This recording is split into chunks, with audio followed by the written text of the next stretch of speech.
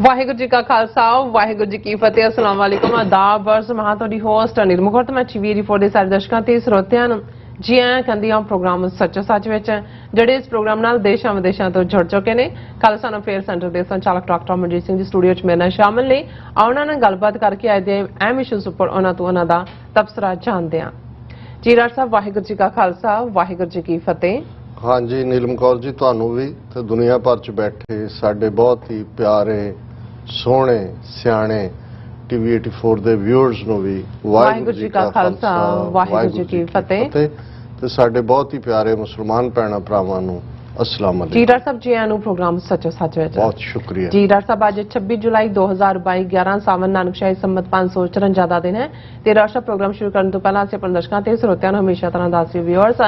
ਜੇ ਤੁਸੀਂ ਹੱਕ ਸੱਚ ਇਨਸਾਫ ਤੇ ਪਹਿਰਾ ਦਿੰਦਾ ਇੱਕ ਚੈਨਲ ਟੀਵੀ ਫੋਨ ਨੂੰ ਦੇਖਣਾ ਚਾਹੁੰਦੇ ਹੋ ਤਾਂ ਤੁਸੀਂ ਦੇਖ ਸਕਦੇ ਹੋ ਸਪੈਕਟਰਮ ਕੇਬਲ ਆਰਸਨ ਕੇਬਲ ਬੈਲਫਾਇਰ ਕੋਲੋਂ ਕੈਨੇਡਾ roku ਜਾਦੂ ਬਾਕਸ ਸ਼ਾਵਾ ਫੇਸਬੁੱਕ ਟੀਵੀ 4 ਦੀ ਐਪ ਰਾਹੀਂ online streaming and IP box ਤੇ ਤੁਸੀਂ ਟੀਵੀ 4 ਨੂੰ ਦੇਖ ਸਕਦੇ ਹੋ। ਵਿਊਅਰਸ ਜੇ ਤੁਸੀਂ ਟੀਵੀ 84 ਨਾਲ ਪ੍ਰੋਗਰਾਮ ਸੱਚੋ ਸੱਚ ਨਾਲ ਫੇਸਬੁੱਕ ਰਾਹੀਂ ਜੁੜੇ ਹੋ ਤਾਂ ਇਸ ਨੂੰ ਵੱਧ ਤੋਂ ਵੱਧ ਲਾਈਕ ਕਰੋ ਤੇ ਸ਼ੇਅਰ ਕਰੋ ਅਤੇ ਨਾਲ ਹੀ YouTube ਤੇ ਸਬਸਕ੍ਰਾਈਬ ਕਰੋ। ਇਹ ਵੀ ਦੱਸ ਦਈਏ ਕਿ ਤੁਸੀਂ ਟੀਵੀ 84 ਦੀ ਐਪ ਨੂੰ ਐਂਡਰੋਇਡ ਐਂਡ ਐਪ ਸਟੋਰ ਤੇ ਡਾਊਨਲੋਡ ਕਰਕੇ ਜੋ ਟੀਵੀ 84 ਦੀ ਲਾਈਵ ਸਟ੍ਰੀਮ ਹੈ ਉਸ ਨੂੰ ਤੁਸੀਂ 24 ਆਵਰਸ ਦੇਖ ਸਕਦੇ ਹੋ। ਵਿਊਅਰਸ ਪ੍ਰੋਗਰਾਮ ਦੀ ਸ਼ੁਰੂਆਤ ਕਰਨ ਜਾ ਰਹੇ ਹਾਂ ਅੱਜ ਦੀ ਸਪਾਂਸਰਸ਼ਿਪ ਦੇ ਹਵਾਲੇ ਨਾਲ। ਉਸ ਵਿੱਚ ਜਿਸ ਤਰ੍ਹਾਂ ਕਿ ਅੱਜ ਦੇ ਪ੍ਰੋਗਰਾਮ ਸੱਚੋ ਸੱਚ ਨੂੰ ਸਪਾਂਸਰ ਕੀਤਾ ਗਿਆ ਹੈ ਸਿਆਟਲ ਤੋਂ ਸਰਦਾਰ ਕੁਲਵਿੰਦਰ ਸਿੰਘ ਜੀ ਹੋਰਾਂ ਵੱਲੋਂ। ਸੋ ਕੁਲਵਿੰਦਰ ਸਿੰਘ ਹੋਰਾਂ ਦੇ ਸਮੁੱਚੇ ਪਰਿਵਾਰ ਅਤੇ ਉਹਨਾਂ ਦੇ ਕਾਰੋਬਾਰ ਆਪਣਾ ਫਰੂਟੀਕਾਨਾ ਦੀ ਸਮੁੱਚੀ ਟੀਮ ਨੇ ਜਿਹੜੀ ਸਮੁੱਚੀ ਸਿੱਖ ਸੰਗਤ ਨੇ ਮੀਰੀ ਪੀਰੀ ਦਿਵਸ ਦੀ ਵਧਾਈ ਦਿੱਤੀ ਹੈ ਔਰ ਮੀਰੀ ਪੀਰੀ ਦਿਵਸ ਪਾਤਸ਼ਾਹੀ 6ਵੀਂ ਨੂੰ ਸਮਰਪਿਤ ਨਗਰ ਕੀਰਤਨ ਲੰਘੇ ਐਤਵਾਰ ਸਿਆਟਲ ਦੇ ਸ਼ੋਵੇਅਰ ਸੈਂਟਰ ਵਿਖੇ ਕੱਢਿਆ ਗਿਆ ਸੀ ਔਰ ਟੀਵੀ 84 ਨੇ ਇਸ ਨੂੰ ਲਾਈਵ ਵੀ ਕਵਰ ਕੀਤਾ ਸੀ। ਸੋ ਅੱਜ ਦੀ ਸਪਾਂਸਰਸ਼ਿਪ ਲਈ ਅਸੀਂ ਸਰਦਾਰ ਕੁਲਵਿੰਦਰ ਸਿੰਘ ਜੀ ਅਤੇ ਉਹਨਾਂ ਦੀ ਜਿਹੜੇ ਫਰੂਟੀਕਾਨਾ ਦੀ ਸਮੁੱਚੀ ਟੀਮ ਦਾ ਤਹਿ ਦਿਲ ਤੋਂ ਧੰਨਵਾਦ ਕਰਦੇ ਹਾਂ। ਤੁਹਾਨੂੰ ਵੀ ਅਪੀਲ ਤੇ ਬੇਨਤੀ ਕਰਦੇ ਹਾਂ ਕਿ ਤੁਸੀਂ ਵੀ ਪ੍ਰੋਗਰਾਮ ਸੱਚੋ ਸੱਚ ਨੂੰ ਵੱਧ ਤੋਂ ਵੱਧ ਸਪਾਂਸਰ ਕਰੋ। ਸਪਾਂਸਰਸ਼ਿਪ ਲਈ ਤੁਸੀਂ ਕਾਲ ਕਰ ਸਕਦੇ ਹੋ ਸਾਡੇ ਫੋਨ ਨੰਬਰ ਤੇ 5166191984 ਸੇਮ ਨੰਬਰ ਤੇ WhatsApp ਕਰ ਸਕਦੇ ਹੋ। ਤੁਸੀਂ ਸਾਨੂੰ ਈਮੇਲ ਵੀ ਕਰ ਸਕਦੇ ਹੋ info@tv84.tv ਤੇ। ਸੋ ਵੀਅਰਸ ਪਹਿਲੇ ਸੈਗਮੈਂਟ ਵਿੱਚ ਆਪਾਂ ਗੱਲਬਾਤ ਕਰਨ ਜਾ ਰਹੇ ਹਾਂ ਸਿੱਖ ਡੇ ਪਰੇਡ ਦੇ ਹਵਾਲੇ ਨਾਲ ਜਿਹੜੀ ਕਿ ਵਾਸ਼ਿੰਗਟਨ ਸਟੇਟ ਦੇ ਪ੍ਰਮੁੱਖ ਸ਼ਹਿਰ ਸਿਆਟਲ ਵਿੱਚ ਮੀਰੀ ਪੀਰੀ ਦਿਵਸ ਨੂੰ ਸਮਰਪਿਤ ਜਿਹੜੀ ਹੈ ਕੱਢੀ ਗਈ। ਸੋ ਇਸ ਵਿੱਚ ਹਜ਼ਾਰਾਂ ਸਿੱਖ ਸੰਗਤਾਂ ਨੇ ਸ਼ਮੂਲੀਅਤ ਕੀਤੀ ਔਰ ਇਸ ਵਿੱਚ ਇਸ ਨਗਰ ਕੀਰਤਨ ਦੇ ਵਿੱਚ ਇਸ ਸਿੱਖ ਡੇ ਪਰੇਡ ਦੇ ਵਿੱਚ ਜਿਹੜੇ ਖਾਲਿਸਤਾਨ ਦੀਆਂ ਗੁੰਜਾਰਾਂ ਵੀ ਪਈਆਂ ਔਰ ਟੀਵੀ 84 ਨੇ ਇਸ ਨੂੰ ਲਾਈਵ ਕਵਰ ਕੀਤਾ ਸੀ। ਸੋ ਇਸ ਦੇ ਬਾਵਜੂਦ ਫਿਰ ਵੀ ਆਪਾਂ ਡਾਕਟਰ ਸਾਹਿਬ ਕੋਲ ਉਹਨਾਂ ਦੇ ਇਸ ਪਰੇਡ ਸੰਬੰਧੀ ਆਪਾਂ ਵਿਚਾਰ ਜਾਣਦੇ ਹਾਂ। ਸੋ ਡਾਕਟਰ ਸਾਹਿਬ ਕੀ ਕਹਿਣਾ ਚਾਹੋਗੇ? ਦੇਖੋ ਸਭ ਤੋਂ ਪਹਿਲਾਂ ਤਾਂ ਅਸੀਂ ਆਪਣੇ ਵਿਊਅਰਸ ਤੋਂ ਮਾਫੀ ਚਾਹੁੰਦੇ ਹਾਂ ਕਿ ਅਸੀਂ ਫਰਾਈਡੇ ਵੀ ਔਰ ਮੰਡੇ ਵੀ ਦੋ ਪ੍ਰੋਗਰਾਮ ਨਹੀਂ ਕਰ ਸਕੇ ਜੀ। ਬੇਸ਼ੱਕ ਅਸੀਂ ਇਹ ਅਨਾਉਂਸ ਨਹੀਂ ਸੀ ਕੀਤਾ ਪਰ ਇਹ ਪਹਿਲਾਂ ਤੋਂ ਪਲਾਨਡ ਸੀ ਕਿ ਸੀਐਟਲ ਜਿਹੜਾ ਕਿ ਵੈਸਟ ਕੋਸਟ ਦੇ ਵਿੱਚ ਇੱਕ ਵੱਡਾ ਸੈਂਟਰ ਹੈ ਜਿੱਥੇ ਸਿੱਖ ਪੋਪੂਲੇਸ਼ਨ ਕੈਲੀਫੋਰਨੀਆ ਨਿਊਯਾਰਕ ਤੋਂ ਬਾਅਦ ਤੀਸਰੇ ਨੰਬਰ ਤੇ ਹੈ। ਲਗਭਗ 30 ਤੋਂ 40 ਹਜ਼ਾਰ ਸਿੱਖ ਉੱਥੇ ਵਸਦੇ ਨੇ ਵਾਸ਼ਿੰਗਟਨ ਸਟੇਟ 'ਚ ਔਰ ਵਾਸ਼ਿੰਗਟਨ ਸਟੇਟ ਦਾ ਪ੍ਰਮੁੱਖ ਸ਼ਹਿਰ ਸੀਐਟਲ ਹੈ ਜਿੱਥੇ ਕਿ ਗੁਰਦੁਆਰਾ ਸਿੰਘ ਸਭਾ ਰੈਂਟਨ ਵੱਲੋਂ ਪਿਛਲੇ ਕੁਝ ਵਰ੍ਹਿਆਂ ਤੋਂ ਸਿੱਖ ਡੇ ਪੈਰੇਡ ਜਿਹੜੀ ਆਮ ਤੌਰ ਤੇ ਖਾਲਸਾ ਸਾਜਨਾ ਦਿਵਸ ਨੂੰ ਸਮਰਪਿਤ ਹੁੰਦੀ ਹੈ ਉਹ ਕੱਢੀ ਜਾਂਦੀ ਹੈ। ਪਰ ਇਸ ਵਾਰ ਕਿਉਂਕਿ ਕੋਵਿਡ ਦੀਆਂ ਰੈਸਟ੍ਰਿਕਸ਼ਨਸ ਉੱਥੇ ਜ਼ਿਆਦਾ ਰਹੀਆਂ ਔਰ ਉਹਨਾਂ ਨੂੰ ਅਪ੍ਰੈਲ ਦੇ ਮਹੀਨੇ ਜਾਂ ਮਈ ਦੇ ਮਹੀਨੇ ਵੀ ਜੂਨ ਤੱਕ ਪਹੁੰਚਦਿਆਂ ਵੀ ਪਰਮਿਸ਼ਨ ਨਹੀਂ ਸੀ ਮਿਲੀ। ਸੋ ਜੁਲਾਈ ਦੇ ਮਹੀਨੇ 'ਚ ਉਹਨਾਂ ਨੂੰ ਪਰਮਿਸ਼ਨ ਮਿਲੀ ਔਰ ਉਹਨਾਂ ਨੇ ਫੈਸਲਾ ਕੀਤਾ ਕਿ ਅਸੀਂ ਮੀਰੀ ਪੀਰੀ ਦਿਵਸ ਕਿਉਂਕਿ 2 ਜੁਲਾਈ ਦਾ ਦਿਨ ਜਿਹੜਾ ਹੈ ਉਹ ਮੀਰੀ ਪੀਰੀ ਦਿਵਸ ਵਜੋਂ ਜਾਂ ਕਿਉਂਕਿ ਦੋਨੋਂ ਦਿਨ ਜਿੱਥੇ ਅਕਾਲ ਤਖਤ ਸਾਹਿਬ ਦਾ ਸਿਰਜਣਾ ਦਿਵਸ ਜੁੜਦਾ ਹੈ 2 ਜੁਲਾਈ ਨਾਲ ਕੁਝ ਦਿਨਾਂ ਬਾਅਦ ਜਿਹੜਾ ਉਹ ਸ਼ਸਤਰ ਧਾਰਨ ਦਿਵਸ ਵੀ ਜਦੋਂ ਮੀਰੀ ਪੀਰੀ ਦੀਆਂ 2 ਤਲਵਾਰਾਂ 6ਵੇਂ ਪਾਤਸ਼ਾਹ ਨੇ ਪਹਿਨੀਆਂ। ਸੋ ਉਹਨਾਂ ਨੇ ਫੈਸਲਾ ਕੀਤਾ ਕਿ ਇਸ ਵਾਰ ਦਾ ਨਗਰ ਕੀਰਤਨ ਮੀਰੀ ਪੀਰੀ ਦਿਵਸ ਨੂੰ ਸਮਰਪਿਤ ਹੋਏਗਾ। ਸੋ 2019 ਦੀ ਪੈਰੇਡ ਤੋਂ ਬਾਅਦ ਅਸੀਂ ਦੇਖਦੇ ਹਾਂ ਕਿ 2020 ਔਰ 2021 'ਚ ਕੋਵਿਡ ਦਾ ਜ਼ੋਰ ਸੀ ਕਿਤੇ ਵੀ ਕੋਈ ਐਕਟੀਵਿਟੀ ਨਹੀਂ ਹੋਈ। ਸੋ ਲਗਭਗ 3 ਸਾਲ ਬਾਅਦ ਹੀ ਇਹ ਪੈਰੇਡ ਹੋਈ ਔਰ ਸੀਐਟਲ ਜੇ ਬੇਸ਼ੱਕ ਸਭ ਤੋਂ ਵੱਡਾ ਇਕੱਠ ਅਮਰੀਕਾ ਦੇ ਵਿੱਚ ਯੂਬਾ ਸਿਟੀ ਹੁੰਦਾ ਹੈ ਨਵੰਬਰ ਦੇ ਪਹਿਲੇ ਹਫ਼ਤੇ ਗੁਰੂ ਗ੍ਰੰਥ ਸਾਹਿਬ ਗੁਰਗੱਦੀ ਦਿਵਸ ਨੂੰ ਸਮਰਪਿਤ ਉਹ ਦਿਨ ਹੁੰਦਾ ਹੈ ਔਰ ਇੱਕ ਅੰਦਾਜ਼ੇ ਮੁਤਾਬਕ 1 ਲੱਖ ਤੋਂ ਜ਼ਿਆਦਾ ਸਿੱਖ ਸੰਗਤਾਂ ਦੀ ਸ਼ਮੂਲੀਅਤ ਹੁੰਦੀ ਹੈ New York Sikh day parade east coast की जिहड़ी है ਇਹ ਐਕਸਕਲੂਸਿਵ ਖਾਲਿਸਤਾਨੀ ਪੈਰੇਡ ਹੈ ਪਰ ਸੀਐਟਲ ਦੇ ਵਿੱਚ ਖਾਲਸਾ ਸਾਜਨਾ ਦਿਵਸ ਪੈਰੇਡ ਹੋਏ ਜਾਂ ਹੁਣ ਮੀਰੀ ਪੀਰੀ ਦਿਵਸ ਹੋਏ ਇਸ ਦੇ ਵਿੱਚ ਹੋਰ ਵੀ ਪ੍ਰੋਫੈਸ਼ਨਲ ਟਿੰਜ ਹੁੰਦਾ ਹੈ ਕਿਉਂਕਿ ਉਹਨਾਂ ਨੇ ਇਸ ਪੈਰੇਡ ਤੋਂ ਪਹਿਲਾਂ ਦੀਵਾਨ ਸਜਾਉਣ ਦੇ ਲਈ ਜਾਂ ਜਿੱਥੇ ਬਾਹਰ ਵੱਡੀ ਗਿਣਤੀ ਦੇ ਵਿੱਚ ਸਟਾਲ ਲੱਗੇ ਹੁੰਦੇ ਨੇ ਕੋਈ ਕਿਤਾਬਾਂ ਦਾ ਹੈ ਕੋਈ ਹੈਲਥ ਨਾਲ ਰਿਲੇਟਡ ਹੈ ਕੋਈ ਲੰਗਰ ਹੈ ਕੋਈ ਅੱਡ-ਅੱਡ ਕਿਸਮ ਦੇ ਖਾਣੇ ਨੇ ਔਰ ਇਹ ਜਿਹੜਾ ਉਹਨਾਂ ਦਾ ਹੁੰਦਾ ਸ਼ੋਵੇਅਰ ਸੈਂਟਰ ਹੈ ਸ਼ੋਵੇਅਰ ਸੈਂਟਰ ਬਹੁਤ ਵੱਡਾ ਇਹ ਜਿਹੜਾ ਹੈ ਆਈਸ ਹਾਕੀ ਦਾ ਉਹਨਾਂ ਦਾ ਇਨਡੋਰ ਜਿਹੜਾ ਹਾਊਸ ਹੈ ਔਰ ਜ਼ਾਹਰ ਹੈ ਕਿ ਇਹਦੇ ਚ ਜਿਹੜੀਆਂ ਬੁਕਿੰਗਸ ਨੇ ਲਗਭਗ ਸਾਲ ਪਹਿਲਾਂ ਹੋ ਜਾਂਦੀਆਂ ਔਰ ਇਸ ਵਾਰ ਵੀ ਉਹਨਾਂ ਨੂੰ ਸੈਚਰਡੇ ਦਾ ਦਿਨ ਨਹੀਂ ਸੀ ਮਿਲਿਆ ਸੰਡੇ ਦਾ ਮਿਲਿਆ ਬਹੁਤ ਵੱਡੇ ਖਰਚੇ ਵਾਲਾ ਪ੍ਰੋਜੈਕਟ ਹੁੰਦਾ ਹੈ ਪਰ ਅੰਦਰ ਜਿਸ ਕਿਸਮ ਦਾ ਰਾਇਲ ਹਾਲ ਹੁੰਦਾ ਹੈ ਔਰ ਜਿਵੇਂ ਉਸ ਦੀ ਫਿਰ ਡੈਕੋਰੇਸ਼ਨ ਔਰ ਗੁਰੂ ਗ੍ਰੰਥ ਸਾਹਿਬ ਦੀ ਆਨ ਸ਼ਾਨ ਹੁੰਦੀ ਹੈ ਉਹ ਆਪਣੇ ਆਪ ਚ ਜਿਸ ਨੂੰ ਕਹਿੰਦੇ ਨੇ ਕਿ ਵੀ ਕਹਿਬੇ ਕੋ ਸ਼ੋਭਾ ਨਹੀਂ ਦੇਖਾ ਹੀ ਪ੍ਰਵਾਨ ਸੋ ਵੱਡੇ ਪੈਮਾਨੇ ਦੇ ਵਿੱਚ ਅੰਦਰ ਸਿੱਖ ਸੰਗਤ ਵੀ ਹਜ਼ਾਰਾਂ ਦੀ ਗਿਣਤੀ 'ਚ ਬੈਠ ਸਕਦੀ ਹੈ ਔਰ ਇਸ ਵਾਰ ਖਾਸ ਤੌਰ ਤੇ ਕਿਉਂਕਿ ਜੋ ਅਸੀਂ ਅਮਰੀਕਾ 'ਚ ਦੇਖ ਰਹੇ ਹਾਂ ਔਰ ਕੈਨੇਡਾ 'ਚ ਵੀ ਦੂਸਰੀਆਂ ਥਾਵਾਂ ਤੇ ਵੀ ਇੱਕ ਵਾਇਲੈਂਸ ਦਾ ट्रेंड है चार चफेरे कोविड चो बीमार लोग निकले मेंटली किते स्कूलों फायरिंग हो रही है किते मार्केट होंगी है ईवन ब्रिटिश कोलंबिया कैनेडा च भी उसे दिन ही किसी सिरफिरे ने जिहड़े होमलैस लोग इकट्ठे करके उन्होंने जिहड़ा गोलियां का निशाना बनाया दूसरिया थावां ते भी देख रहे और क्योंकि एक स्पोर्ट्स स्टेडियम वांग इसकी सैटिंग होंगी है सो इत्थे मैटल डिटेक्टर्स जिहड़े ने वो मस्ट सी और उन्होंने पूरी टीम जिहड़ी है वो मैटल डिटेक्टर्स और अंदर भी और बाहर भी जिहड़ा सिक्योरिटी का पूरा प्रबंध सी हज़ारां की गिणती सिख संगतां ने शमूलीयत की उसका असीं जिक्र करांगे सो ये एक वड्डा कारण सी क्योंकि असीं सैचरडे ਦਾ ਦਿਨ ਕਮੇਟੀ ਦੇ ਨਾਲ ਮਿਲਣਾ ਚਾਹੁੰਦੇ ਸੀ 1-to-1 ਵੀ ਮਿਲਣ ਵਾਲਿਆਂ ਦਾ ਜਿਹੜਾ ਹੈ ਉਹ ਪੂਰਾ ਭਰਮਾਰ ਰਹੀ ਔਰ ਪਰ ਫਰਾਈਡੇ ਸ਼ਾਮ ਜਦੋਂ ਅਸੀਂ ਲੇਟ ਆਵਰਸ ਦੇ ਵਿੱਚ ਹੀ ਪਹੁੰਚੇ ਤੇ 에ਅਰਪੋਰਟ ਦੇ ਉੱਤੇ ਸਾਨੂੰ ਵੈਲਕਮ ਕਰਨ ਦੇ ਲਈ ਵੀਰ ਗੁਰਦੇਵ ਸਿੰਘ ਮਾਨ ਸਤਪਾਲ ਸਿੰਘ ਪੁਰੇਵਾਲ ਤਨਵੀਰ ਸਿੰਘ ਇਹ ਬੁੱਕੇ ਲੈ ਕੇ ਪਹੁੰਚੇ ਹੋਏ ਸਨ ਹਾਲਾਂ बेशक हुण जिहड़ा बहुत कुछ बदलिया इन्हां 30-35 सालां च असीं बड़ी रॉयल वेलकम भी देखी हुई है पर फिर भी साडे लई इन्ने वक्त बाद जाना और जिवें प्यार दे नाल उन्हां ने जिहड़ा वेलकम कीता है साडे नाल जिहड़ा असीं उस दे लई उन्हां दे शुक्रगुजार भी हैं और इस बार साडा रहण दा प्रबंध पहली हालां मिलदे तां रहे ने सिंह वीर कुलविंदर सिंह जिन्हां वल्लों अज दा प्रोग्राम भी स्पॉन्सर किया गया उन्हां दे गृह विखे सी और जिवें समुचे परिवार ने 2 दिन पूरी खिदमत की सेवा की क्योंकि कला ये नहीं हुंदा भी सानू एंटरटेन करना है फिर सवेर तो शाम तक मिलने वाले घर ही आउंदे ने उन्हां दा लंगर भी तैयार हो रहा है चाह भी हर घंटे बाद बन रही है सो असीं इस प्लेटफॉर्म राहीं उन्हां दा शुक्रिया अदा करदे और सैचरडे शाम की गैदरिंग लोकल साडे वीरां ने जिन्हां च वीर गुरदेव सिंह मान सतपाल सिंह पुरेवाल जसविंदर सिंह पन्नू उन्होंने एक लोकल रेस्टोरेंट दे विच रखी हुई सी ज़ाहिर है TV 84 नाल संबंधित भी असीं गलबात करनी हुंदी है प्लस बाकी भी जो इशू चल रहे ने और जो सरी दे विच रिपदमन सिंह मलक दा कतल जो इंडियन एजेंसियां ने करवाया उसनूं लैके क्योंकि ब्रिटिश कोलंबिया बिल्कुल वाशिंगटन स्टेट दे नाल लगदा है सूबा उसका प्रभाव देखा जा सकता है और इस मौके दे उत्ते सरी तो भी विशेष तौर पे पंजाब गार्डियन अखबार जिहड़े रन करते हैं वीर हरकीरत सिंह कमलजीत सिंह और अगले दिन पाला सिंह होरां ने भी उन्होंने ज्वाइन किया वो भी आए हुए सन और बाकी भी आवाजाही रही उत्थे भी क्योंकि कोविड तो बाद इन्ने ज्यादा हुण विआह ने हुण तो सारे 7 दिन विआह हुंदे ने और सैचरडे होण करके कई 3 या 4 समागम आडड़ थावां ते सी और जिवें मैं कहा कि वड्डी सिख कम्युनिटी 40,000 तो ज्यादा सिएटल दे विच वसदी है लेकिन इहदे बावजूद जिन्हों भी ये मैसेज मिलिया कि असीं शहर च आए हुए हैं वो स्पैशली मिलन दे लई आए कुछ थोड़ी देर बाद मिल के चले जाते रहे और कुछ ग्रुप जिहड़े नाल खास तौर पे सिक्स फॉर जस्टिस की पूरी टीम जिहड़ी कि पैरेड दे विच शमूलियत लई आई सी वो भी चेचा जिहड़े है उत्थे मिलन दे लई आए ਔਰ ਖਾਸੀਅਤ ਜਿੱਥੇ ਵਿਚਾਰਾਂ ਤਾਂ ਹੁੰਦੀਆਂ ਹੀ ਨੇ ਔਰ ਸਾਰੇ ਸਾਡੇ ਸਿੱਖ ਕਮੇਟੀ ਦੇ ਅੱਡ-ਅੱਡ ਗੁਰਦੁਆਰਿਆਂ ਨਾਲ ਸੰਬੰਧਿਤ ਔਰ ਆਰਗੇਨਾਈਜੇਸ਼ਨ ਨਾਲ ਸੰਬੰਧਿਤ ਵੀਰ ਭੈਣਾਂ ਵੀ ਮਿਲ ਰਹੇ ਸੀ। ਉੱਥੇ ਖਾਸ ਤੌਰ ਤੇ ਪਹਿਲੀ ਵਾਰ ਸਾਡੇ ਦੋ ਪਾਕਿਸਤਾਨੀ ਭਰਾ ਖਾਸ ਜਿਹੜੇ ਸਿਐਟਲ ਦੇ ਵਿੱਚ ਜਿਨ੍ਹਾਂ ਦਾ ਇੱਕ ਆਪਣਾ ਖਾਸ ਰੁਤਬਾ ਹੈ, ਖਾਲਿਦ ਨਜ਼ੀਰ ਔਰ ਚੌਧਰੀ ਨਦੀਮ,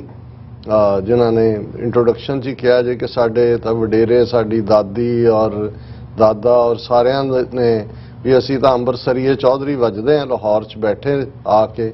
ਔਰ ਜਿੰਨਾ ਮੁਹੱਬਤ ਦਾ ਇਜ਼ਹਾਰ ਇਹਨਾਂ ਦੋਨਾਂ ਵੀਰਾਂ ਨੇ ਕੀਤਾ ਔਰ ਚੌਧਰੀ ਨਦੀਮ ਇਹਨਾਂ ਦਾ ਆਪਣਾ ਬੜੇ ਸਕਸੈਸਫੁਲ ਕਾਰੋਬਾਰੀ ਨੇ ਔਰ ਸਿੱਖਾਂ ਨਾਲ ਬਹੁਤ ਮੁਹੱਬਤ ਕਰਦੇ ਨੇ ਔਰ ਉਹਨਾਂ ਦੇ ਘਰ ਹੀ ਜਦੋਂ ਪਿਛਲੇ ਸਮੇਂ 'ਚ ਜਨਾਬ ਇਮਰਾਨ ਖਾਨ ਸਾਹਿਬ ਦੀ ਸਿਸਟਰ ਉੱਥੇ ਆਏ ਹੋਏ ਸਨ ਉਹਨਾਂ ਦੇ ਕੋਲ ਔਰ ਉੱਥੇ ਹੀ ਸਿੱਖ ਕਮੇਟੀ ਨੇ ਉਹਨੂੰ ਵੈਲਕਮ ਵੀ ਕੀਤਾ ਸੀ ਔਰ ਕਰਤਾਰਪੁਰ ਸਾਹਿਬ ਕੋਰੀਡੋਰ ਦੇ ਲਈ ਖਾਸ ਤੌਰ ਤੇ ਉਸ ਤੋਂ ਬਾਅਦ ਦੀ ਗੱਲ ਹੀ ਹੈ, ਉਦੋਂ ਜੇ ਕੋਵਿਡ ਦੀ ਸ਼ੁਰੂਆਤ ਨਹੀਂ ਸੀ ਹੋਈ। ਸੋ ਪਹਿਲੀ ਵਾਰ ਇਹਨਾਂ ਦੋਨਾਂ ਹੀ ਵੀਰਾਂ ਨੂੰ ਮਿਲਣ ਦਾ ਮੌਕਾ ਮਿਲਿਆ ਔਰ ਜਿਵੇਂ ਹੀ ਇਹ ਆਏ ਫਿਰ ਸਾਰੀ ਡਿਸਕਸ਼ਨ ਹੀ ਪਾਕਿਸਤਾਨ ਦੇ ਵਿੱਚ ਸੰਬੰਧਿਤ ਗੁਰਦੁਆਰੇ ਸਾਹਿਬਾਨ ਔਰ ਉਹਨਾਂ ਦੀ ਯਾਤਰਾ ਜਾਂ ਉੱਥੇ ਨਾਲ ਸੰਬੰਧਿਤ ਸਮੱਸਿਆਵਾਂ ਇਹਨਾਂ ਦੇ ਉੱਤੇ ਹੋਈ ਔਰ ਇੰਨਾ ਕਿਉਂਕਿ ਇਹ ਚਾਹੁੰਦੇ ਸੀ ਕਿ ਸਾਡੇ ਲਈ ਉਹ ਸਪੈਸ਼ਲ ਡਿਨਰ ਪਾਕਿਸਤਾਨੀ ਕਮੇਟੀ ਵੱਲੋਂ ਵੀ ਆਨਰ ਕਰਨਾ ਚਾਹੁੰਦੇ ਸੀ, ਪਰ ਕਿਉਂਕਿ ਅਗਲੇ ਦਿਨ ਪੈਰੇਡ ਸੀ ਔਰ ਫਿਰ ਸੰਡੇ ਨਾਈਟ ਹੀ ਅਸੀਂ ਫਲਾਈ ਬੈਕ ਕਰਨਾ ਸੀ। ਲੇਕਿਨ ਮੈਂ ਇਹ ਦੇਖਦਾ ਹਾਂ ਕਿ ਜਦੋਂ ਅਸੀਂ ਮਹਿਮਾਨ ਨਵਾਜ਼ੀ ਦੇਖਦੇ ਹਾਂ ਉਹਨਾਂ ਨੇ ਫਿਰ ਫਾਈਨਲੀ ਕਿਵੇਂ ਇਹ ਉਹਨਾਂ ਦੇ ਮਨ 'ਚ ਆਇਆ, ਉਹਨਾਂ ਨੇ ਇਹ ਕਿਹਾ ਕਿ ਜੀ ਅੱਜ ਦਾ ਜਿਹੜਾ ਸਾਰਾ ਖਾਣੇ ਨਾਲ ਸੰਬੰਧ ਜਿੰਨੇ ਵੀ ਹੈ ਉਸ ਦੀ ਸੇਵਾ ਅਸੀਂ ਕਰਾਂਗੇ ਔਰ ਇੰਨੀ ਜ਼ੋਰ ਜਿਹੜਾ ਪਿਆਰ ਦਾ ਜ਼ੋਰ ਹੁੰਦਾ ਹੈ ਔਰ ਸਾਡੇ ਲੋਕਲ ਪ੍ਰਬੰਧਕ ਵੀ ਜਿਹੜੇ ਨੇ ਉਹ ਪਿਆਰ ਭਰੇ ਸ਼ੁਕਰਾਨੇ 'ਚ ਸੀ ਔਰ ਅਸੀਂ ਇਹਨਾਂ ਦੋਨਾਂ ਵੀਰਾਂ ਦਾ ਵੀ ਔਰ ਜਿਉਂ-ਜਿਉਂ ਅਸੀਂ ਗੱਲਬਾਤ ਕਰ ਰਹੇ ਦਰਸ਼ਕਾਂ ਨੇ ਪਿਕਚਰਸ ਵੀ ਦੇਖਿਆ ਹੋਣਗੀਆਂ ਅਸੀਂ ਉਹਨਾਂ ਦਾ, ਕਿਉਂਕਿ ਸਾਡੇ ਔਰ ਖੁਸ਼ੀ ਦੀ ਗੱਲ ਸੀ ਕਿ ਮੈਂ ਬਹੁਤ ਵਾਰ ਜਦੋਂ ਤੁਹਾਨੂੰ ਅਹਿਸਾਸ ਹੁੰਦਾ ਹੈ ਕਿ ਚੌਧਰੀ ਨਦੀਮ ਕਹਿਣ ਲੱਗੇ, ਪਹਿਲਾਂ ਤਾਂ ਕਈ ਵਾਰ ਜਿਨ੍ਹਾਂ ਨੇ ਟੀਵੀ ਸਕਰੀਨ ਤੇ ਦੇਖਿਆ ਹੁੰਦਾ ਡਿਫਰੈਂਟ ਹੁੰਦਾ, ਜਦੋਂ ਟੀਵੀ 84 ਦਾ ਜ਼ਿਕਰ ਹੋਇਆ ਤੇ ਉਹ ਆ ਕੇ ਘੁੱਟ ਕੇ ਮਿਲੇ, ਕਹਿੰਦਾ ਜੀ ਮੈਂ ਤਾਂ ਰੈਗੂਲਰ ਫਾਲੋ ਕਰਦਾ ਦੇਖਦਾ ਔਰ ਅਸੀਂ ਆਉਣ ਵਾਲੇ ਪੀਰੀਅਡ ਦੇ ਵਿੱਚ ਇਹ ਦੇਖਦੇ ਹਾਂ ਕਿ ਕਿਵੇਂ ਇਹਨਾਂ ਸਾਂਝਾਂ ਨੂੰ ਹੋਰ ਵੀ ਅੱਗੋਂ ਮਜ਼ਬੂਤ ਕੀਤਾ ਜਾ ਸਕਦਾ ਹੈ ਔਰ ਉਹਨਾਂ ਦੀ ਇੰਟਰੋਡਕਸ਼ਨ ਕਿਉਂਕਿ ਵੱਡੇ ਸਿੱਖ ਗਰੁੱਪ ਨਾਲ ਵੀ ਹੋਈ ਜਿਨ੍ਹਾਂ 'ਚ ਗੁਰਦੁਆਰਿਆਂ ਦੇ ਪ੍ਰਬੰਧਕ ਔਰ ਜਥੇਬੰਦੀਆਂ ਦੇ ਵੀਰ ਵੀ ਸ਼ਾਮਲ ਸੀ। ਸੋ ਆਉਣ ਵਾਲੇ ਪੀਰੀਅਡ 'ਚ ਅਸੀਂ ਦੇਖਾਂਗੇ ਕਿ ਕੋਈ ਨਾ ਕੋਈ ਸਾਂਝਾ ਜਿਹੜਾ ਸਮਾਗਮ ਵੀ ਸਿਐਟਲ ਦੇ ਵਿੱਚ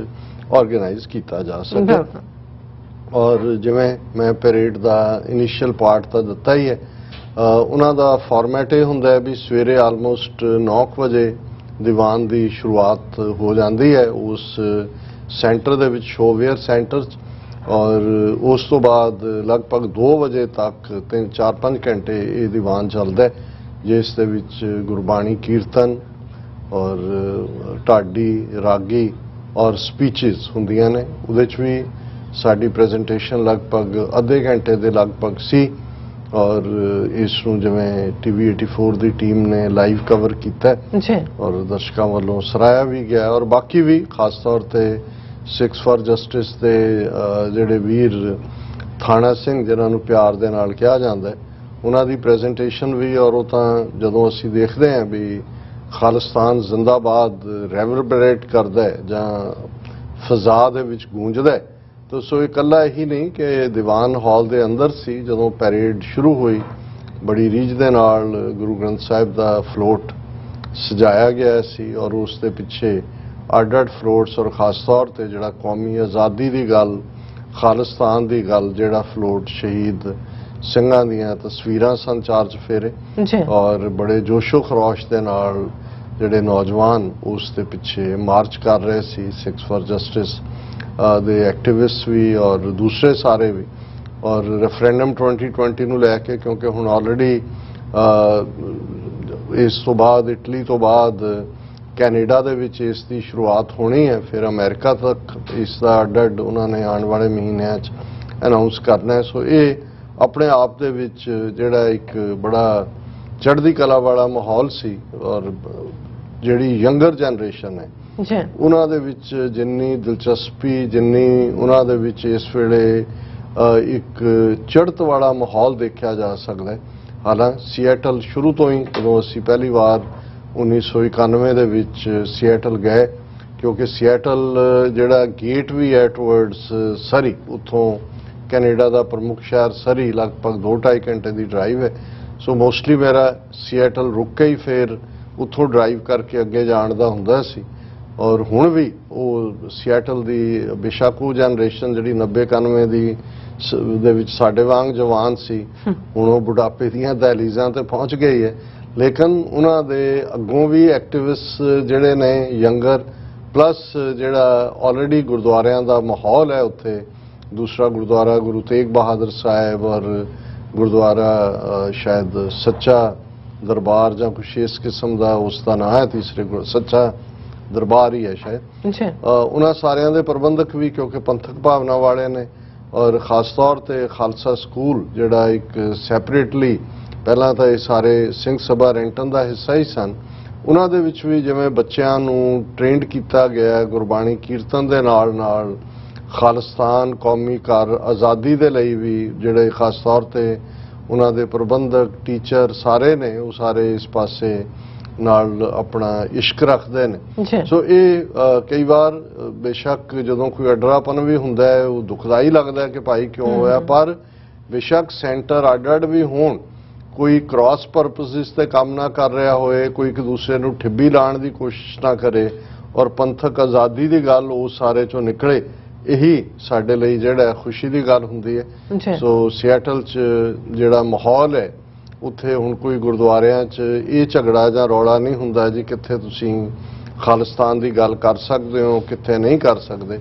ਔਰ ਵੈਸਟ ਕੋਸਟ ਤੇ ਜਿੱਥੇ ਅਸੀਂ ਦੇਖਦੇ ਹਾਂ ਕਿ ਜਿਵੇਂ ਸੈਨ ਫਰਾਂਸਿਸਕੋ ਦੇ ਵਿੱਚ ਜੂਨ ਦਾ ਪਹਿਲਾ ਹਫਤਾ ਹੁਣ ਜਿਹੜਾ ਫਰੀडम ਮਾਰਚ ਜਾਂ ਸਿੱਖ ਸੋਵਰਨਟੀ ਪੈਰੇਡ ਸੈਨ ਫਰਾਂਸਿਸਕੋ 'ਚ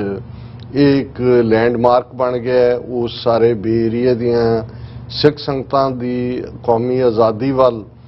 ਪੇਸ਼ਕਦਮੀ ਉੱਥੇ ਹੀ, ਜੇ ਅਸੀਂ ਈਸਟ ਕੋਸਟ ਦੀ ਗੱਲ ਨਿਊਯਾਰਕ ਦੇ ਹਵਾਲੇ ਨਾਲ ਕਰਦੇ ਜਾਂ ਵਾਸ਼ਿੰਗਟਨ ਡੀਸੀ 'ਚ ਈਸਟ ਕੋਸਟ ਸਿੱਖ ਕੋਆਰਡੀਨੇਸ਼ਨ ਕਮੇਟੀ ਵੱਲੋਂ ਅਪ੍ਰੈਲ ਦੇ ਪਹਿਲੇ ਹਫਤੇ, ਇਸ ਵਾਰ 9 ਅਪ੍ਰੈਲ ਨੂੰ ਸੀ ਜਿਹੜਾ ਉਹ ਵੀ ਜਿਹੜਾ ਫਰੀडम ਮਾਰਚ ਹੈ, ਸਿੱਖ ਡੇ ਪੈਰੇਡ ਵਾਸ਼ਿੰਗਟਨ 'ਚ ਕੈਪੀਟਲ ਹਿੱਲ ਦੇ ਉੱਤੇ, ਕਿਉਂਕਿ ਵਾਸ਼ਿੰਗਟਨ ਡੀਸੀ ਦੀ ਆਪਣੀ ਅਹਿਮੀਅਤ ਹੈ ਔਰ ਇਹ ਵੀ ਇਸ ਵਾਰ ਜਿਵੇਂ ਬੜੀ ਚੜ੍ਹਦੀ ਕਲਾ ਦੇ ਵਿੱਚ ਹੋਈ, ਪੂਰੀ ਖਾਲਿਸਤਾਨ ਦੀ ਗੱਲ ਸੀ। ਔਰ ਇਸ ਵਰੇ ਜਿਵੇਂ ਅਸੀਂ 2022 ਦੀ ਗੱਲ ਕਰਦੇ ਹਾਂ, ਭਾਵੇਂ ਅਜੇ ਅਸੀਂ ਸਾਲ ਦੇ ਅੱਧ ਤੱਕ ਪਹੁੰਚੇ ਹਾਂ, ਪਰ ਸਟੇਟ ਆਫ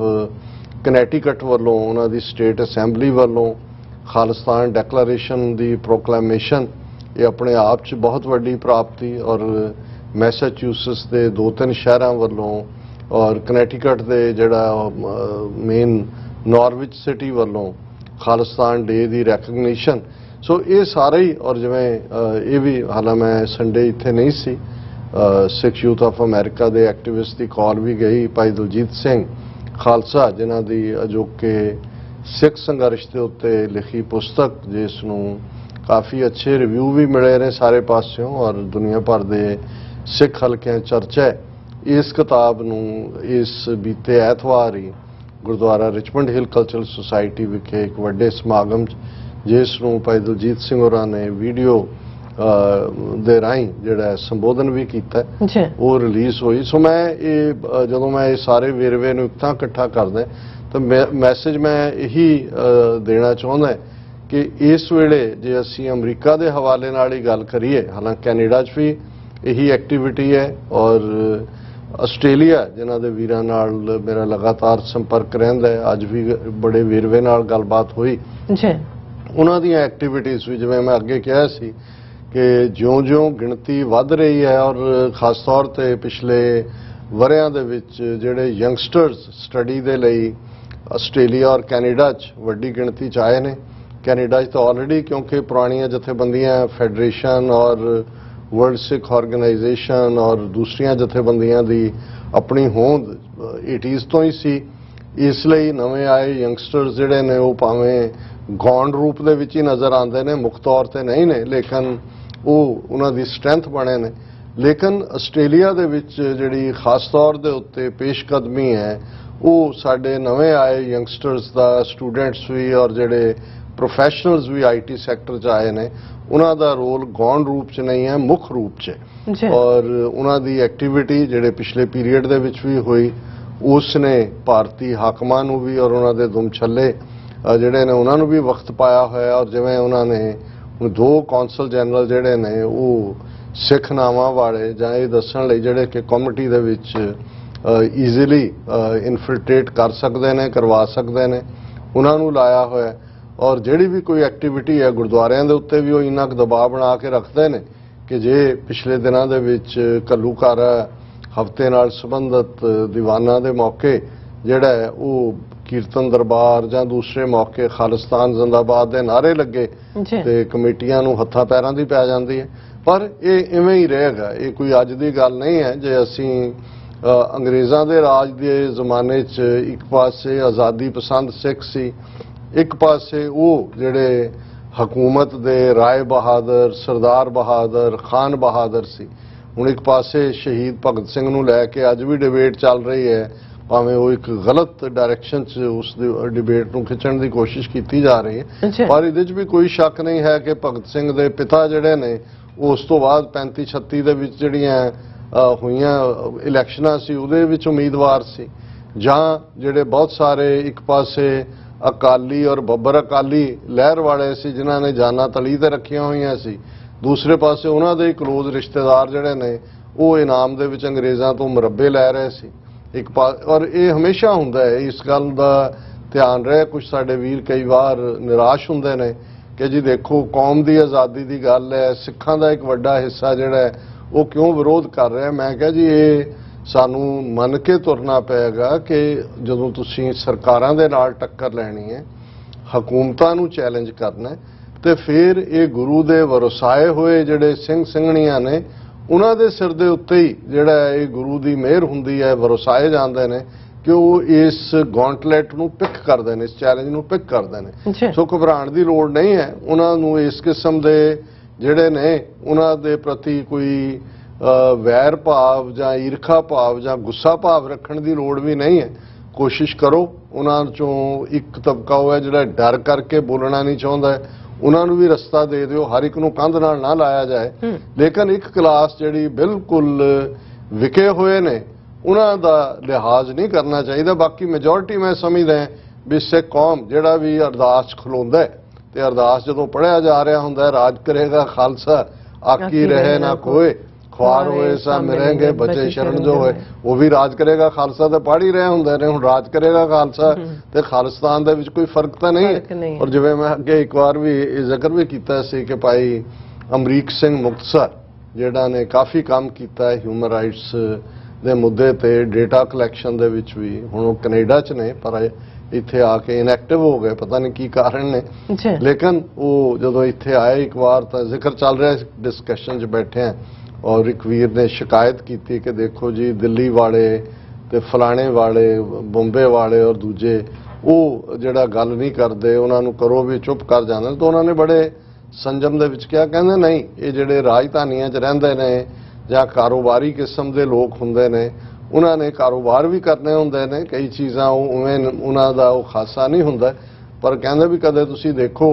ਵੀ ਸ਼ਾਮ ਨੂੰ ਜਦੋਂ ਗੁਰੂ ਗ੍ਰੰਥ ਸਾਹਿਬ ਦਾ ਸਰੂਪ ਜਿਹੜਾ ਹੈ ਉਹ ਪ੍ਰਕਾਸ਼ ਤੋਂ ਬਾਅਦ ਸੁਖਾਸਨ ਲਈ ਜਾਂ ਸੰਤੋਖਣ ਲਈ ਲਿਜਾਇਆ ਜਾ ਰਿਹਾ ਹੁੰਦਾ, ਕਹਿੰਦੇ ਗਲ 'ਚ ਢੋਲਕੀ ਪਾ ਕੇ ਸਭ ਤੋਂ ਉੱਚਾ ਰਾਜ ਕਰੇਗਾ ਖਾਲਸਾ, ਰਾਜ ਕਰੇਗਾ ਖਾਲਸਾ ਉਹ ਕਹਿ ਰਹੇ ਹੁੰਦੇ ਨੇ ਵੀ ਉਹਨਾਂ ਦੇ ਅੰਦਰ ਵੀ ਖਾਲਿਸਤਾਨ ਹੀ ਹੈ। ਸਿਰਫ ਇਹ ਹੈ ਵੀ ਉਹਨਾਂ ਨੂੰ ਜਿਹੜਾ ਉਹ ਆਪਣੇ ਕਾਰੋਬਾਰ ਜਾਂ ਕਈ ਹਾਲਤਾਂ ਦੇ ਵਿੱਚ ਉਹਨਾਂ ਦੀ ਜਿਹੜੀ ਜਿਸ ਨੂੰ ਤਰਬੀਅਤ ਕਹਿੰਦੇ ਨੇ ਉਹ ਉਸ ਕਿਸਮ ਦੀ ਨਹੀਂ। ਔਰ ਮੈਂ ਇਸ ਦੇ ਨਾਲ ਸਹਿਮਤ ਹਾਂ। ਇੱਕ ਕਲਾਸ ਹੁੰਦੀ ਹੈ ਉਹ ਮੈਂ 5% ਉਹਨਾਂ ਦੇ ਲਈ ਲਫ਼ਜ਼ ਰਜਿਸਟਰਡ ਬੇਈਮਾਨ ਕਹਿੰਦਾ ਵੀ ਉਹ ਰਜਿਸਟਰਡ ਬੇਈਮਾਨ ਹਮੇਸ਼ਾ ਹੀ ਰਹਿਣੇ ਨੇ। ਜਦੋਂ ਗੁਰੂ ਸਾਹਿਬਾਨ ਸਰੀਰਕ ਜਾਮਿਆਂ 'ਚ ਸਨ ਉਦੋਂ ਵੀ ਸਨ, ਅੱਜ ਵੀ ਨੇ ਤੇ ਉਹਨਾਂ ਨੇ ਰਹਿਣਾ ਵੀ ਹੈ। ਉਹਨਾਂ ਦੇ ਲਈ ਜਦੋਂ ਅਸੀਂ ਇਹ ਅੰਮ੍ਰਿਤ ਛਕਾਉਣ ਵੇਲੇ ਦ੍ਰਿੜ ਕਰਵਾਇਆ ਜਾਂਦਾ ਹੈ ਕਿ ਭਾਈ ਮੀਣੇ ਮਸੰਦ ਰਾਮ ਰਾਈਏ ਧੀਰ ਮਲੀਏ ਇਹਨਾਂ ਦੇ ਨਾਲ ਨਹੀਂ ਵਰਤਣਾ, ਤੇ ਇਹ ਉਸ ਪੀਰੀਅਡ ਦੇ ਗੁਰੂ ਕਾਲ ਦੇ ਰਜਿਸਟਰਡ ਬੇਈਮਾਨ ਨੇ। ਨਾਲ ਨਾਲ ਤੁਹਾਨੂੰ ਅੰਗਰੇਜ਼ੀ ਕਾਲ ਦੇ ਵੀ ਮਿਲ ਜਾਣਗੇ ਤੇ ਅੱਜ ਦੇ ਕਾਲ ਦੇ ਵੀ ਜਿਹੜੇ ਨੇ ਇਹ ਵੀ ਨਾਲ ਨਾਲ ਰਹਿਣੇ ਨੇ। ਸੋ ਆਸਟ੍ਰੇਲੀਆ ਦੇ ਵਿੱਚ ਕਾਫੀ ਜੋਸ਼ੋ ਖਰੋਸ਼ ਹੈ ਔਰ ਮੈਂ ਇਹ ਦੇਖਦਾ कि ਜਿਹੜੇ ਨੌਜਵਾਨ ਇਸ ਪਾਸੇ ਜੁੜੇ ਹੋਏ ਨੇ ਉਹ ਕਾਫੀ ਵਿਚਾਰਵਾਨ ਨੇ, ਬੜੇ ਲਿਖਤੀ ਪੜ੍ਹਤੀ ਵੀ ਜੋ ਕੁਝ ਹੈ ਉਸ ਬਾਰੇ ਉਹ ਉਸ ਦੀ ਜਾਣਕਾਰੀ ਦਿੰਦੇ ਨੇ। ਔਰ ਹੁਣ ਵੀ 15 ਅਗਸਤ ਦਾ ਦਿਨ, ਕਿਉਂਕਿ ਇੱਥੇ ਵੀ ਕੁਝ ਪਲੈਨਿੰਗ ਕੀਤੀ ਜਾ ਰਹੀ ਹੈ, ਭਾਈ ਹਿੰਮਤ ਸਿੰਘ ਹੋਰਾਂ ਦੀ ਕਾਲ ਆਈ ਸੀ ਨਿਊਯਾਰਕ, ਵਾਸ਼ਿੰਗਟਨ ਔਰ ਆਸਟ੍ਰੇਲੀਆ ਦੇ ਵਿੱਚ ਵੀ, ਕਿਉਂਕਿ ਜਿਸ ਨੂੰ ਇਸ ਵਾਰ ਉਹਨਾਂ ਨੇ ਆਪਣਾ 75ਵਾਂ ਸਾਲ ਜਿਹਦਾ ਨਾਂ ਮੋਦੀ ਐਂਡ ਕੰਪਨੀ ਨੇ, ਜਿੱਥੇ ਕਿ ਉਹ ਜ਼ਹਿਰ ਵੰਡ ਰਹੇ ਨੇ, ਪਰ ਉਹਦਾ ਨਾਂ ਐਤਕੀ ਉਹਨਾਂ ਨੇ ਰੱਖਿਆ ਕਿ ਆਜ਼ਾਦੀ ਕਾ ਮਹਾ ਉਤਸਵ, ਅੰਮ੍ਰਿਤ ਉਤਸਵ, ਅੰਮ੍ਰਿਤ ਮਹਾ ਉਤਸਵ। ਔਰ ਜਿੱਥੇ ਇੱਕ ਪਾਸੇ ਜ਼ਹਿਰ ਫੈਲਾ ਰਹੇ ਨੇ ਉਸ ਨੂੰ ਅੰਮ੍ਰਿਤ ਮਹਾ ਉਤਸਵ ਕਹਿ ਰਹੇ ਨੇ। ਸੋ ਅਸੀਂ ਵੀ ਜਿੱਥੇ ਜਿੱਥੇ ਇਹਨਾਂ ਦਾ ਜ਼ਹਿਰ ਨੂੰ ਅੰਮ੍ਰਿਤ ਦਾ ਮਹੋਤਸਵ ਮਨਾਉਣਗੇ, ਇਹਨਾਂ ਦੀਆਂ ਐਮਬੈਸੀਆਂ, ਕੌਂਸੂਲੇਟਾਂ ਦੇ ਬਾਹਰ, ਜਿਵੇਂ ਖਾਲਿਸਤਾਨ ਜ਼ਿੰਦਾਬਾਦ ਦੀਆਂ ਗੁੰਜਾਰਾਂ ਸਿਐਟਲ ਦੀਆਂ ਸੜਕਾਂ ਤੇ ਪਈਆਂ, ਉਸ ਵੱਡੇ ਹਾਲ ਦੇ ਵਿੱਚ ਪਈਆਂ, ਇਹਨਾਂ ਦੀਆਂ ਐਮਬੈਸੀਆਂ, ਕੌਂਸੂਲੇਟਾਂ ਦੇ ਬਾਹਰ ਵੀ ਭਾਵੇਂ ਐਂਟਰੀਆਂ ਇਹ ਬੇਸਮੈਂਟ ਚੋਂ ਕਰਾਉਣ ਕਿ ਬੈਕ ਡੋਰ ਚੋਂ ਕਰਾਉਣ ਕਿ ਪੁਲਿਸ ਤੋਂ ਡਰਦਿਆਂ ਕਾਰਡਨ ਆਫ ਕਰਾ ਕੇ ਪਿੱਛੇ ਧੱਕ ਦੇਣ, ਪਰ ਇਹਨਾਂ ਨੂੰ ਸਿੰਘਾਂ ਦੇ ਜਕਾਰਿਆਂ ਦੀ ਆਵਾਜ਼ ਜਿਹੜੀ ਹੈ ਅੰਦਰ ਬੈਠਿਆਂ ਨੂੰ ਵੀ ਜ਼ਰੂਰ ਸੁਣੇਗੀ। ਸੋ ਅਸੀਂ ਸਮੂਹ ਸਿਐਟਲ ਨਿਵਾਸੀ ਵੀਰ ਭੈਣਾਂ ਇਹਨਾਂ ਸਾਰੇ ਦਿਨਾਂ 'ਚ ਜਿਨ੍ਹਾਂ ਦੀ ਅਸੀਂ ਮਹਿਮਾਨ ਨਵਾਜ਼ੀ ਦਾ ਆਨੰਦ ਮਾਣਿਆ, ਖਾਸ ਤੌਰ ਤੇ ਵੀਰ ਕੁਲਵਿੰਦਰ ਸਿੰਘ ਔਰ ਸਾਡੀ ਸਮੁੱਚੀ ਜਿਹਨੂੰ ਮੈਂ TV 84 ਦੀ ਟੀਮ ਹੀ ਕਹਾਂਗਾ, ਵੀਰ ਗੁਰਦੇਵ ਸਿੰਘ ਮਾਨ, ਸਤਪਾਲ ਸਿੰਘ ਪੁਰੇਵਾਲ, ਜਸਵਿੰਦਰ ਸਿੰਘ ਪੰਨੂ, ਇਹਨਾਂ ਦਾ ਵੀ, ਔਰ ਸਾਡੇ ਵੀਰ ਖਾਲਿਦ ਨਜ਼ੀਰ ਔਰ ਚੌਧਰੀ ਨਦੀਮ ਸਾਹਿਬ, ਇਹਨਾਂ ਸਭ ਦਾ ਅਸੀਂ ਸ਼ੁਕਰੀਆ ਅਦਾ ਕਰਦੇ ਹਾਂ ਜੀ। ਡਾਕਟਰ ਸਾਹਿਬ ਦਾ ਬਹੁਤ ਬਹੁਤ ਧੰਨਵਾਦ। ਤੁਸੀਂ ਅੱਜ ਦੇ ਜਿਹੜੇ ਆਪਣਾ ਪਹਿਲਾ ਵੀ ਇਸ਼ੂ ਸੀ ਉਸ ਦੇ ਉੱਪਰ ਵਿਚਾਰ ਸਾਡੇ ਦਰਸ਼ਕਾਂ ਨਾਲ ਸਾਂਝੇ ਕੀਤੇ ਨੇ। ਸੋ ਇੱਥੇ ਲੈਣੇ ਬ੍ਰੇਕ, ਔਰ ਬ੍ਰੇਕ ਤੇ ਜਾਣ ਤੋਂ ਪਹਿਲਾਂ ਅਸੀਂ ਆਪਣੇ ਦਰਸ਼ਕਾਂ ਤੇ ਸਰੋਤਿਆਂ ਨੂੰ ਅਪੀਲ ਤੇ ਬੇਨਤੀ ਕਰਦੀ ਹਾਂ ਵਿਊਅਰਸ, ਜਿਸ ਤਰ੍ਹਾਂ ਕਿ ਤੁਸੀਂ ਜਾਣਦੇ ਹੋ ਕਿ TV 84 ਇੱਕ ਪੰਥਕ ਚੈਨਲ ਹੈ ਔਰ TV 84 ਦੀ ਚੜ੍ਹਦੀ ਕਲਾ ਲਈ ਵੱਧ ਤੋਂ ਵੱਧ ਡੋਨੇਟ ਕਰੋ। ਡੋਨੇਟ ਕਰਨ ਲਈ ਸਾਡੀ ਵੈਬਸਾਈਟ TV84.tv ਤੇ ਜਾ ਕੇ ਪੇਪਲ ਦੀ ਵਰਤੋਂ ਕਰਕੇ ਵਨ ਟਾਈਮ ਡੋਨੇਟ ਕਰ ਸਕਦੇ ਹੋ, ਮੰਥਲੀ ਡੋਨੇਟ ਵੀ ਕਰ ਸਕਦੇ ਹੋ। ਤੁਸੀਂ TV 84 ਦੇ ਨਾਮ ਤੇ ਚੈੱਕ ਬਣਾ ਕੇ ਸਾਨੂੰ ਮੇਲ ਵੀ ਕਰ ਸਕਦੇ ਹੋ ਸਾਡੇ ਇਸ ਪਤੇ ਤੇ 36-01 37th Avenue, Long Island City, New York 11101 USA, ਜਾਂ ਫਿਰ ਤੁਸੀਂ ਸਾਨੂੰ ਫੋਨ ਰਾਹੀਂ ਵੀ ਸੰਪਰਕ ਕਰ ਸਕਦੇ ਹੋ ਸਾਡੇ ਫੋਨ ਨੰਬਰ ਤੇ 5166191984। ਤੁਸੀਂ ਸਾਨੂੰ ਈਮੇਲ ਵੀ ਕਰ ਸਕਦੇ ਹੋ info@tv84.tv ਤੇ। ਅਸੀਂ ਤੁਹਾਡੇ ਤਹਿ ਦਿਲ ਤੋਂ ਸ਼ੁਕਰਗੁਜ਼ਾਰ ਹੋਵਾਂਗੇ। ਸੋ ਇੱਥੇ ਲੈਣੇ ਬ੍ਰੇਕ ਵਿਊਅਰਸ, ਤੁਸੀਂ ਨਾਲ ਇਸੇ ਤਰ੍ਹਾਂ ਬਣੇ ਰਹਿਣਾ। ਮਿਲਦੇ ਹਾਂ ਛੋਟੇ ਜਿਹੇ ਬ੍ਰੇਕ ਤੋਂ ਬਾਅਦ।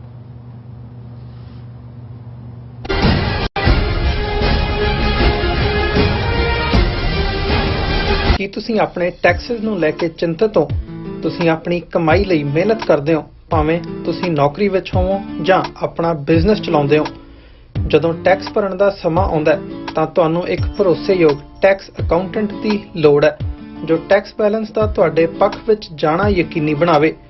ਸਿਆਟਲ ਦੀ ਜਾਣੀ ਪਛਾਣੀ company Accurate accountants and Taxes ਤੁਹਾਡੀ ਸੇਵਾ ਵਿੱਚ ਹਾਜ਼ਰ ਹੈ। ਅਸੀਂ ਹਰ ਤਰ੍ਹਾਂ ਦੇ ਟੈਕਸ ਭਰਨ ਵਿੱਚ ਤੁਹਾਡੀ ਮਦਦ ਕਰਾਂਗੇ। ਟੈਕਸ ਸੰਬੰਧੀ ਕਿਸੇ ਵੀ ਤਰ੍ਹਾਂ ਦੇ ਸਵਾਲ ਲਈ ਅੱਜ ਹੀ ਸਾਡੇ ਤੱਕ ਪਹੁੰਚ ਕਰੋ। Accurate accountants and Texas.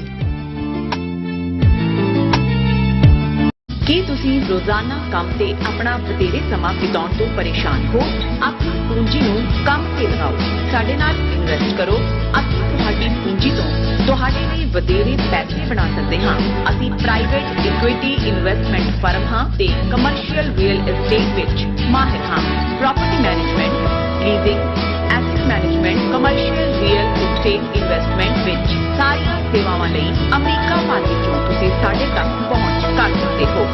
Azad Commercial Realty Services ਤੇ Azad Family Trust, 701 North Fort Oak Road, suite number 204, Houston, Texas. ਤੁਸੀਂ ਸਾਨੂੰ ਸਾਡੇ ਫੋਨ ਨੰਬਰ 7136861277 ਤੇ ਵੀ ਸੰਪਰਕ ਕਰ ਸਕਦੇ ਹੋ। Azad Commercial Realty services.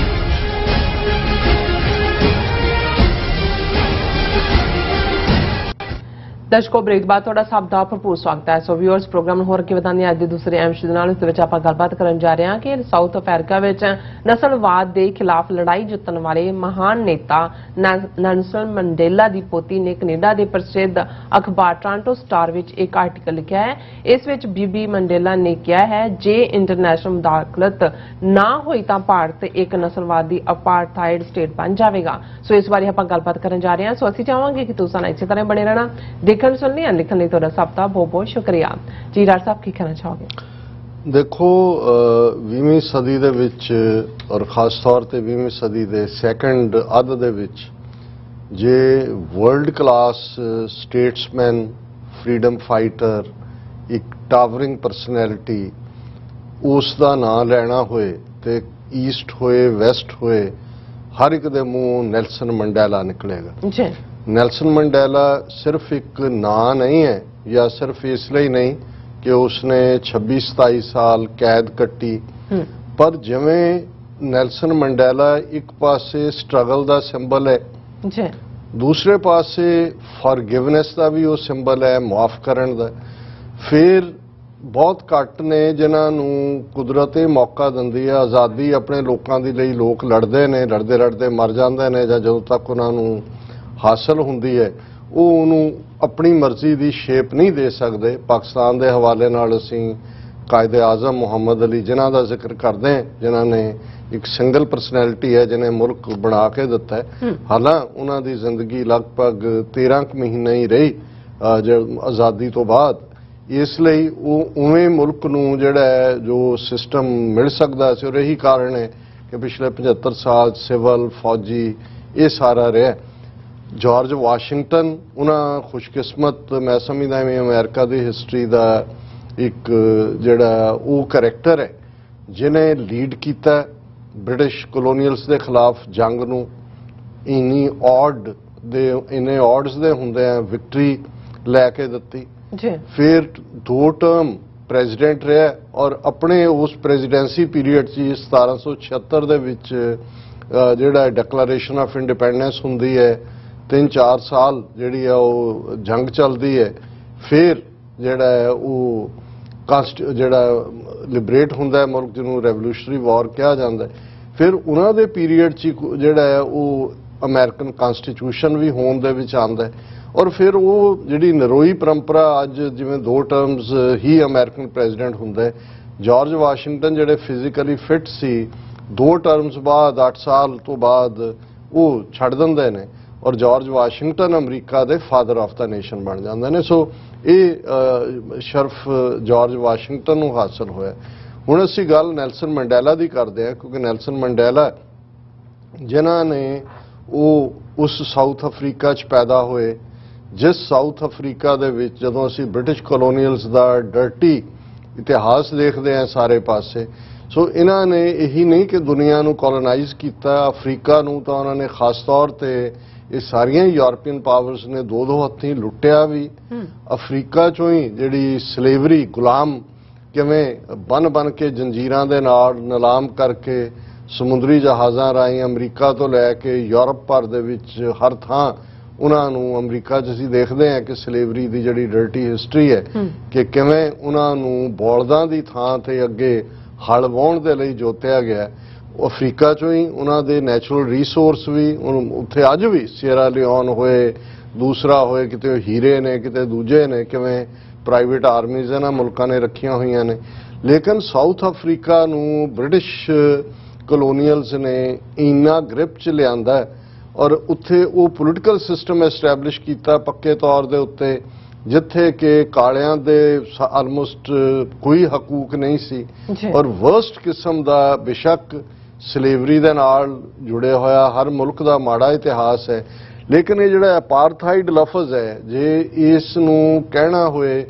ਕਿ ਜਿਵੇਂ ਇੰਡੀਆ ਦਾ ਜ਼ਾਤ-ਪਾਤੀ ਸਿਸਟਮ ਹੈ, ਵਰਣ ਆਸ਼ਰਮ ਹੈ, ਲਗਭਗ 4000 ਸਾਲ ਤੋਂ ਉਹਨਾਂ ਨੇ ਕੀਤਾ ਹੋਇਆ, ਉਸ ਤੋਂ ਬਾਅਦ ਜੇ ਕੋਈ ਵਰਸਟ ਪੋਲੀਟੀਕਲ ਸਿਸਟਮ ਜਿਹਦੇ ਥੱਲੇ ਕਾਨੂੰਨੀ ਤੌਰ ਦੇ ਉੱਤੇ ਹੀ ਜਿਹੜਾ ਹੈ ਵਾਈਟ ਰੇਸ ਨੇ ਆਪਣੀ ਸੁਪੀਰੀਅਰਿਟੀ ਨੂੰ ਸਥਾਪਿਤ ਕੀਤਾ ਹੋਇਆ ਸੀ, ਜਿਵੇਂ ਅੱਜ ਹਿੰਦੂਤਵਾ ਦੀ ਆਈਡੀਓਲੋਜੀ ਵਾਪਸ ਬ੍ਰਾਹਮਣ ਦੀ ਸੁਪਰਾਮੇਸੀ ਐਸਟੈਬਲਿਸ਼ ਕਰਨ ਦੇ ਲਈ ਉਹੀ ਵਰਣ ਆਸ਼ਰਮ ਨੂੰ ਵਾਪਸ ਜਿਹੜਾ ਉਹ ਮੁਲਕ ਦਾ ਸੰਵਿਧਾਨ ਬਣਾਉਣਾ ਚਾਹੁੰਦੀ ਹੈ ਤੇ ਉਹ ਅਪਾਰਥਾਈਡ ਸਾਊਥ ਅਫਰੀਕਾ ਦੇ ਵਿੱਚ ਸੀ। ਸੈਕੰਡ ਵਰਲਡ ਵਾਰ ਖਤਮ ਹੋਇਆ, ਬ੍ਰਿਟਿਸ਼ ਕਲੋਨੀਅਲਸ ਹੋਣ, ਦੂਸਰੇ ਅਲਾਈਡ ਇਹਨਾਂ ਦੇ ਉਹ ਇੰਨੇ ਕਰਜ਼ਾਈ ਹੋ ਗਏ ਸੀ ਕਿ ਉਹ ਦੁਨੀਆ ਨੂੰ ਜਿਹੜਾ ਉਹ ਗੁਲਾਮ ਰੱਖ ਹੀ ਨਹੀਂ ਸੀ ਸਕਦੇ। ਇਸ ਲਈ ਅਗਲੇ 10-12 ਸਾਲਾਂ ਚ 1960 ਤੱਕ ਪਹੁੰਚਦੇ ਅਸੀਂ ਦੇਖਦੇ ਹਾਂ ਕਿ 60 ਦੇ ਕਰੀਬ ਮੁਲਕ ਜਿਹੜੇ ਨੇ ਜਿਹੜੀਆਂ ਇਹਨਾਂ ਦੀਆਂ ਬਸਤੀਆਂ ਸੀ, ਮੈਂ ਇੰਗਲੈਂਡ ਤੇ ਹੀ ਫੋਕਸ ਕਰਾਂਗਾ, ਹਾਲਾਂ ਫਰਾਂਸ, ਸਪੇਨ, ਪੁਰਤਗਾਲ ਇਹਨਾਂ ਦੀ ਆਪਣੀ ਡਰਟੀ ਹਿਸਟਰੀ ਹੈ। ਸੋ ਉਹ ਇੰਡੀਪੈਂਡੈਂਟ ਹੋ, ਲੇਕਿਨ ਸਾਊਥ ਅਫਰੀਕਾ ਦੇ ਵਿੱਚ ਉਹ ਇੰਨੇ ਕੁ ਵੈਲ ਇੰਟਰੈਂਚਡ ਸੀ ਕਿ ਇਹਦੇ ਬਾਵਜੂਦ ਕਿ ਬਾਕੀ ਆਜ਼ਾਦ ਹੋਏ, ਉੱਥੇ ਉਹਨਾਂ ਨੇ ਕਾਨੂੰਨਨ ਤੌਰ ਤੇ ਆਪਣੀ ਸੁਪਰਾਮੇਸੀ ਰੱਖ ਕੇ, ਇਹ ਤਾਂ ਜਿਵੇਂ ਇੰਗਲੈਂਡ ਦੇ ਗੋਰੇ ਜੇ ਇੰਡੀਆ ਜਾਂ ਸਾਊਥ ਏਸ਼ੀਆ ਸਬ ਕੰਟੀਨੈਂਟ ਦੇ ਵਿੱਚ ਸੀ, ਉੱਥੋਂ ਉਹਨਾਂ ਨੇ ਆਪਣੇ ਬਿਸਤਰੇ ਬੰਨੇ ਤੇ ਆ ਗਏ। ਲੇਕਿਨ ਸਾਊਥ ਅਫਰੀਕਾ ਦੇ ਵਿੱਚ ਕਾਨੂੰਨੀ ਤੌਰ ਦੇ ਉੱਤੇ, ਕਿਉਂਕਿ ਵੱਡੇ ਰੈਂਚ, ਵੱਡੀ ਜਿਹੜੀ ਹੈ ਉਹਨਾਂ ਦੇ ਐਗਰੀਕਲਚਰ ਔਰ ਇੰਡਸਟਰੀ ਔਰ ਦੂਸਰਾ ਸਾਰੀ ਇਕਨੋਮੀ ਨੂੰ ਉਹ ਕੰਟਰੋਲ ਕਰਦੇ ਸੀ ਤੇ ਕਾਲਿਆਂ ਨੂੰ ਤਾਂ ਉਹ ਡੰਗਰਾਂ ਵਾਂਗ ਡੀਲ ਕਰਦੇ ਸੀ। ਉੱਥੇ ਇਹਦੇ ਲਈ ਲਫ਼ਜ਼ ਅਪਾਰਥਾਈਡ ਸੀ, ਇਹ ਉਹਨਾਂ ਦਾ ਕਾਇਮ ਰਿਹਾ। ਔਰ ਇਹ ਵੀ ਬੇਸ਼ੱਕ ਯੂਰਪ, ਅਮਰੀਕਾ, ਦੂਜੇ ਤੀਜੇ 1960ਵਿਆਂ ਤੱਕ ਪਹੁੰਚਦੇ ਹਾਂ ਅਸੀਂ ਦੇਖਦੇ ਕਿ ਅਮਰੀਕਾ ਦੇ ਵਿੱਚ ਸੈਗਰੀਗੇਸ਼ਨ ਸੀ 1960ਵਿਆਂ, ਜਦੋਂ ਇੱਥੇ ਸਿਵਲ ਲਿਬਰਟੀ ਮੂਵਮੈਂਟ ਚੱਲੀ, ਮਾਰਟਨ ਲੂਥਰ ਕਿੰਗ ਔਰ ਮੈਲਕਮ ਐਕਸ ਔਰ ਦੂਜੇ 1960ਵਿਆਂ 'ਚ ਟੁੱਟਿਆ ਇੱਥੋਂ ਦਾ ਜਿਹੜਾ ਸੈਗਰੀਗੇਸ਼ਨ ਸੀ, ਅੱਡ ਕਾਨੂੰਨ ਸੀ। ਲੇਕਿਨ ਉਹ ਟੁੱਟਣ ਤੋਂ ਬਾਅਦ ਵੀ ਨਾ ਅਮਰੀਕਾ ਦਾ ਨਾ ਯੂਰਪ ਦਾ ਕੋਈ ਪ੍ਰੈਸ਼ਰ ਸੀ ਸਾਊਥ ਅਫਰੀਕਾ ਤੇ ਕਿ ਉੱਥੇ ਅਪਾਰਥਾਈਡ ਜਿਹੜਾ ਕਿ ਕਾਲਿਆਂ ਨੂੰ ਬਿਲਕੁਲ ਡੰਗਰਾਂ ਵਾਂਗ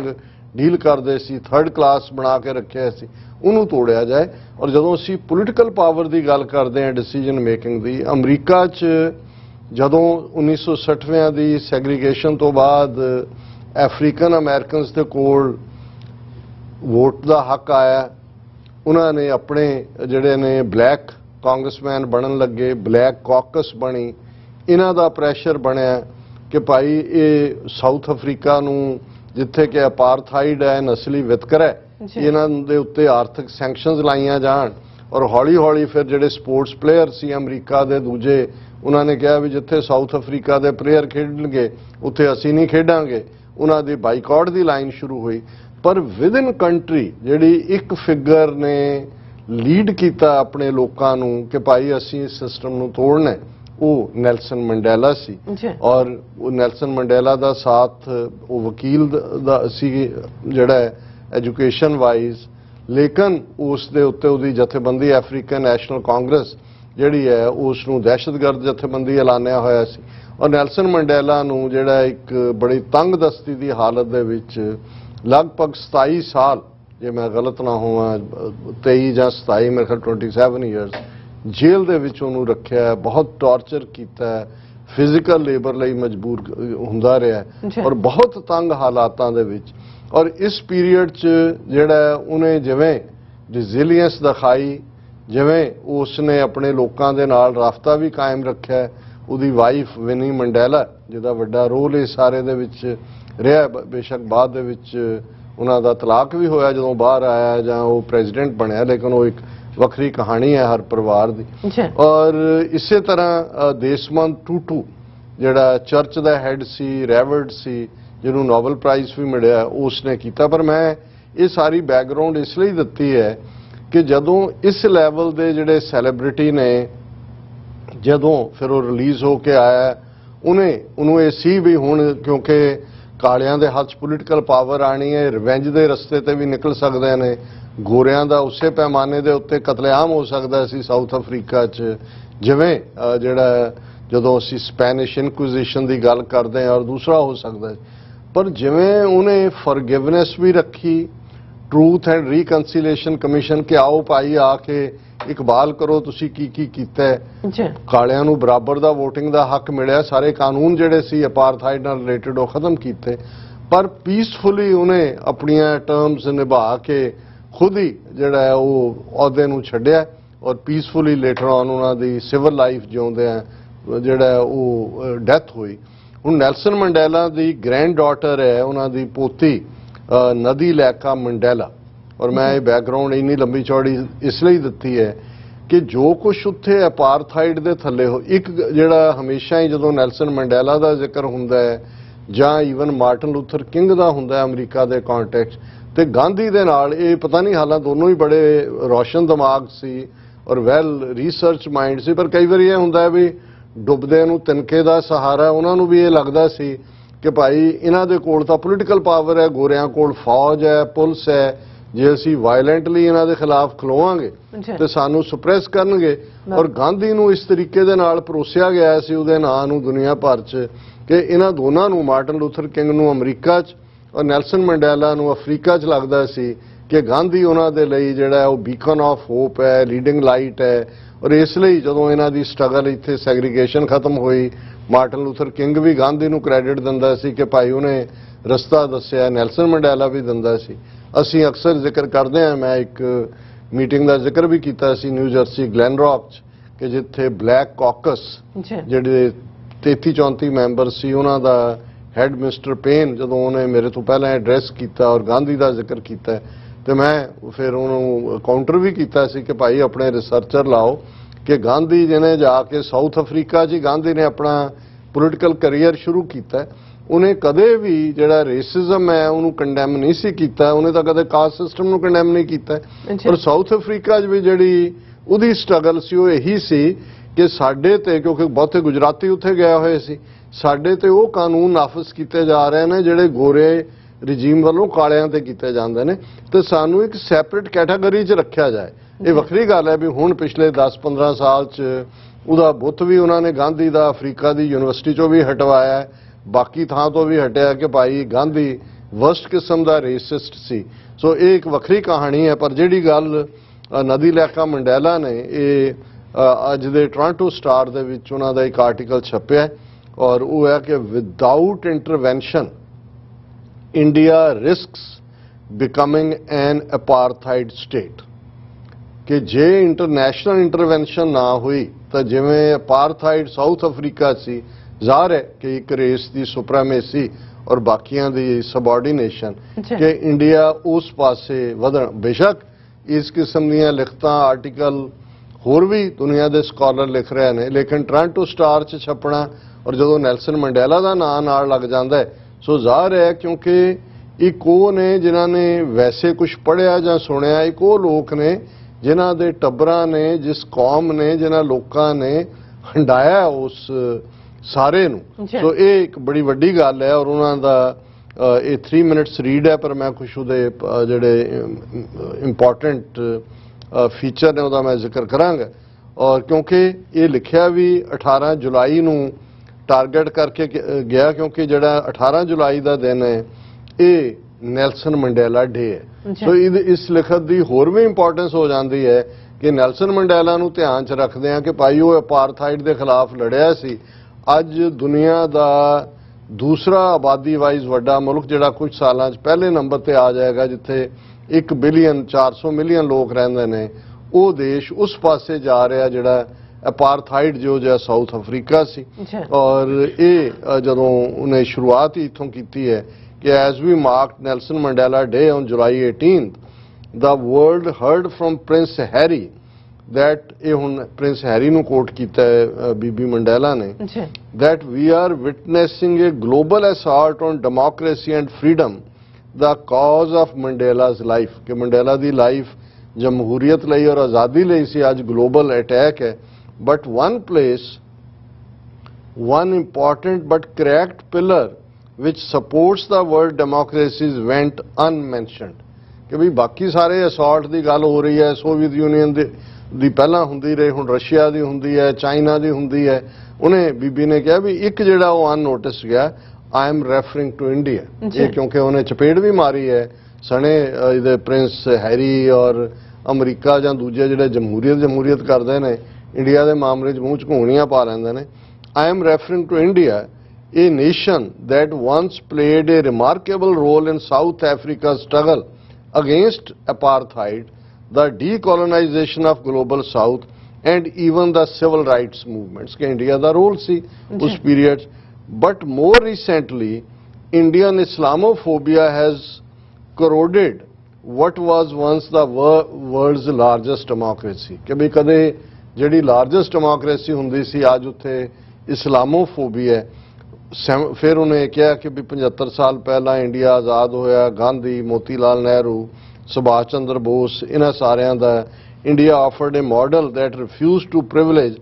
ਐਨੀ ਰੇਸ ਔਰ ਰਿਲੀਜਨ, ਕਿ ਇੰਡੀਆ ਦੇ ਕਨਸਟੀਟਿਊਸ਼ਨ 'ਚ ਕਿਸੇ ਰੇਸ ਜਾਂ ਰਿਲੀਜਨ ਨੂੰ ਜਿਹੜਾ ਪ੍ਰਾਇੋਰਟਾਈਜ਼ ਨਹੀਂ ਸੀ ਕੀਤਾ ਗਿਆ, ਇਕੁਅਲ ਡਿਗਨਿਟੀ ਦੀ ਗੱਲ ਸੀ ਸਾਰਿਆਂ ਲਈ। ਔਰ ਇਹ ਜਿਹੜਾ ਕਿਉਂਕਿ ਇਹੀ ਰੀਜ਼ਨ ਸੀ, ਉਹਨੇ ਕਿਹਾ ਕਿ ਵੀ ਮੇਰਾ ਦਾਦਾ ਮੰਡੇਲਾ ਵੀ ਉਹ ਇਸ ਸਾਰੇ ਥਾਟ ਤੋਂ ਪ੍ਰਭਾਵਿਤ ਹੋਇਆ ਸੀ। क्योंकि साउथ अफ्रीका च इंडिया का मॉडल मैटर करता सी। I know because my grandfather Nelson Mandela time and again referenced India's freedom struggle and India's freedom fighters as example for how we could end but also replace apartheid। कि भाई ये दोनों ही कहते सी भी देखो India model च उन्होंने and भी किया ब्रिटिश रूल और जिहड़ा कॉन्स्टिट्यूशन लियांदा जां दूजा उहदे च किसी रेस नूं जिहड़ा अपर हैंड नहीं सी, रिलीजन दी डिस्क्रिमिनेशन नहीं सी और वो उन्हें कहा कि भाई उन्हां दे लई साडे लई जिहड़ा रोल मॉडल सी। But the India of today is decidedly not the India of 75 years ago कि आज जो भारत बन गया वो नहीं सी जो 75 साल पहला सी। फिर today's laws that properly belong to South Africa's apartheid past are popping up across India कि ਜਿਹੜੇ ਕਾਨੂੰਨ apartheid ਦੇ ਵੇਲੇ ਸਾਊਥ ਅਫਰੀਕਾ ਦੇ ਵਿੱਚ ਸੀ ਉਹ ਅੱਜ ਭਾਰਤ ਦੇ ਵਿੱਚ ਸਿਰ ਚੁੱਕ ਰਹੇ ਨੇ from banning marriages to stripping Indians of citizenship to rampant mob violence। And while these policies often affect all of India's many minorities, they are disproportionately affecting the country's huge Muslim population inspired by and driving cycles of Islamophobia that impact the wider world. India risks becoming the very apartheid state that leaders like Mandela and Gandhi would have abhorred। ये बड़ी strong statement है। उन्हें कहा कि पर आ हुण India च की हो रहा है तो तुसी विआह बैन कर रहे हो किवें इन्हां ने एंटाई कन्वर्शन लॉ तो लियांदा ही सी। मैरिजेस कोई इंटर रेस ना होण, इंटर रिलीजियस ना होण, वो भी हिंदूत्व बाकियां नूं खुल है। फिर जिहड़ी इन्हां दी CA सिटीजनशिप अमेंडमेंट एक्ट वर्गे मॉब वायलेंस जिवें कर रहे हैं उन्होंने कहा भी इफेक्ट तो सारिया माइनॉरिटीज़ नूं कर रहे हैं जो इंडिया के लॉ बन रहे हैं। पर क्योंकि मुसलमान वड्डी माइनॉरिटी है ऑलमोस्ट 20 करोड़ तो ज़्यादा ने और वो जिहड़े ने वो बड़ी बुरी तरह प्रभावित हो रहे हैं और ये जिहड़ियां इंडिया दे विच रिलीजियस डिवाइड इस वेले सिखरां ते है which could lead to grave repercussions during a period of geopolitical and economical instability कि जितनी इस वेले ये सारी हेट्रेड और दूसरी चल रही है तो दुनिया च इकनॉमिकल इंस्टेबिलिटी है, जियो पोलिटिकल चेंजिस ने ये भारत को बहुत बुरी तरह प्रभावित करनगे। और ये उन्होंने कहा कि भी सानू इस वेले जिहड़ा है फिर उन्होंने सऊदी अरेबिया के इंटरफेथ समिट की गल की कि जिथे हिंदू और जिहड़े ने सारी मुस्लिम वर्ल्ड लीग ने कराया उन्होंने NGO है। पर उन्होंने कहा कि पर because what if India doesn't join those efforts कि भी उत्थे सऊदी अरेबिया तो कोशिश कर रहे हैं कि भी इंटरफेथ और दूसरे उसका कोई सैमीनार का जिक्र किया है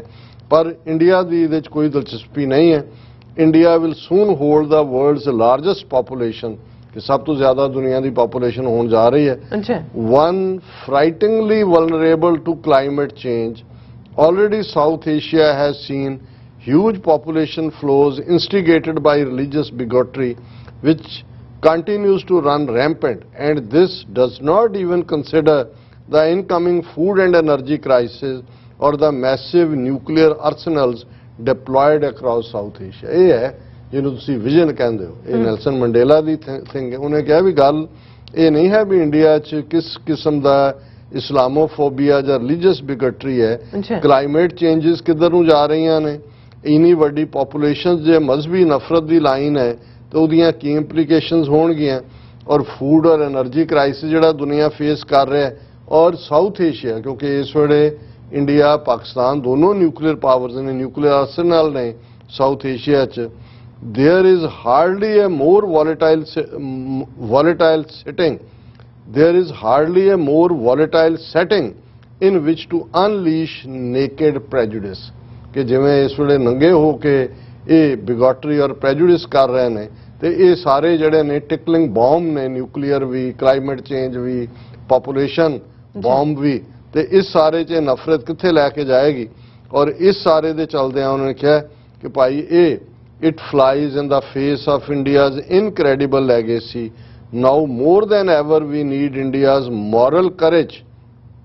and its inspiring desire to imagine a better world against the longest odds. Nothing less can solve the great challenges that threaten our wonderful and fragile world कि भी इस तो वड्डा चैलेंज साडी दुनिया नूं कोई नहीं हो सकता। सो मैं समझदा भी ये बड़ी बोल्ड लिखत है नदी लैका मंडेला दी और ये घट्टो घट्ट जो मंडेला का नाम नाल लगा हुंदा तो उसकी शुरुआत ही ये सी कि विदाउट इंटरवेंशन जे इंटरनेशनल इंटरवेंशन ना हुई India risks becoming an apartheid state कि एक पक्की अपार्थाइड नस्लवादी मुल्क बनने वाल जा रहे हैं। जी डॉक्टर साहब तुहाडा बहुत बहुत शुक्रिया। इस वक्त लेने ब्रेक। व्यूअर्स तुसां इसी तरह बने रहना, मिलते हैं आफ्टर दिस शॉर्ट ब्रेक।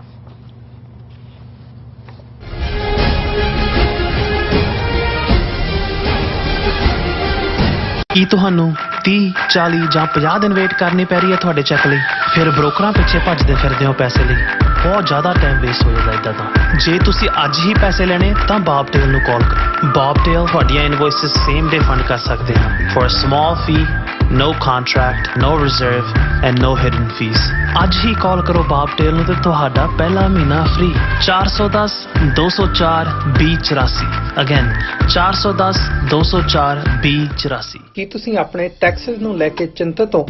ਤੁਸੀਂ ਆਪਣੀ ਕਮਾਈ ਲਈ ਮਿਹਨਤ ਕਰਦੇ ਹੋ, ਭਾਵੇਂ ਤੁਸੀਂ ਨੌਕਰੀ ਵਿੱਚ ਹੋਵੋ ਜਾਂ ਆਪਣਾ ਬਿਜ਼ਨਸ ਚਲਾਉਂਦੇ ਹੋ। ਜਦੋਂ ਟੈਕਸ ਭਰਨ ਦਾ ਸਮਾਂ ਆਉਂਦਾ ਤਾਂ ਤੁਹਾਨੂੰ ਇੱਕ ਭਰੋਸੇਯੋਗ ਟੈਕਸ ਅਕਾਊਂਟੈਂਟ ਦੀ ਲੋੜ ਹੈ ਜੋ ਟੈਕਸ ਬੈਲੈਂਸ ਦਾ ਤੁਹਾਡੇ ਪੱਖ ਵਿੱਚ ਜਾਣਾ ਯਕੀਨੀ ਬਣਾਵੇ। ਸਿਆਟਲ ਦੀ ਜਾਣੀ ਪਹਿਚਾਣੀ company Accurate accountants and Taxes ਤੁਹਾਡੀ ਸੇਵਾ ਵਿੱਚ ਹਾਜ਼ਰ ਹੈ। ਅਸੀਂ ਹਰ ਤਰ੍ਹਾਂ ਦੇ ਟੈਕਸ ਭਰਨ ਵਿੱਚ ਤੁਹਾਡੀ ਮਦਦ ਕਰਾਂਗੇ।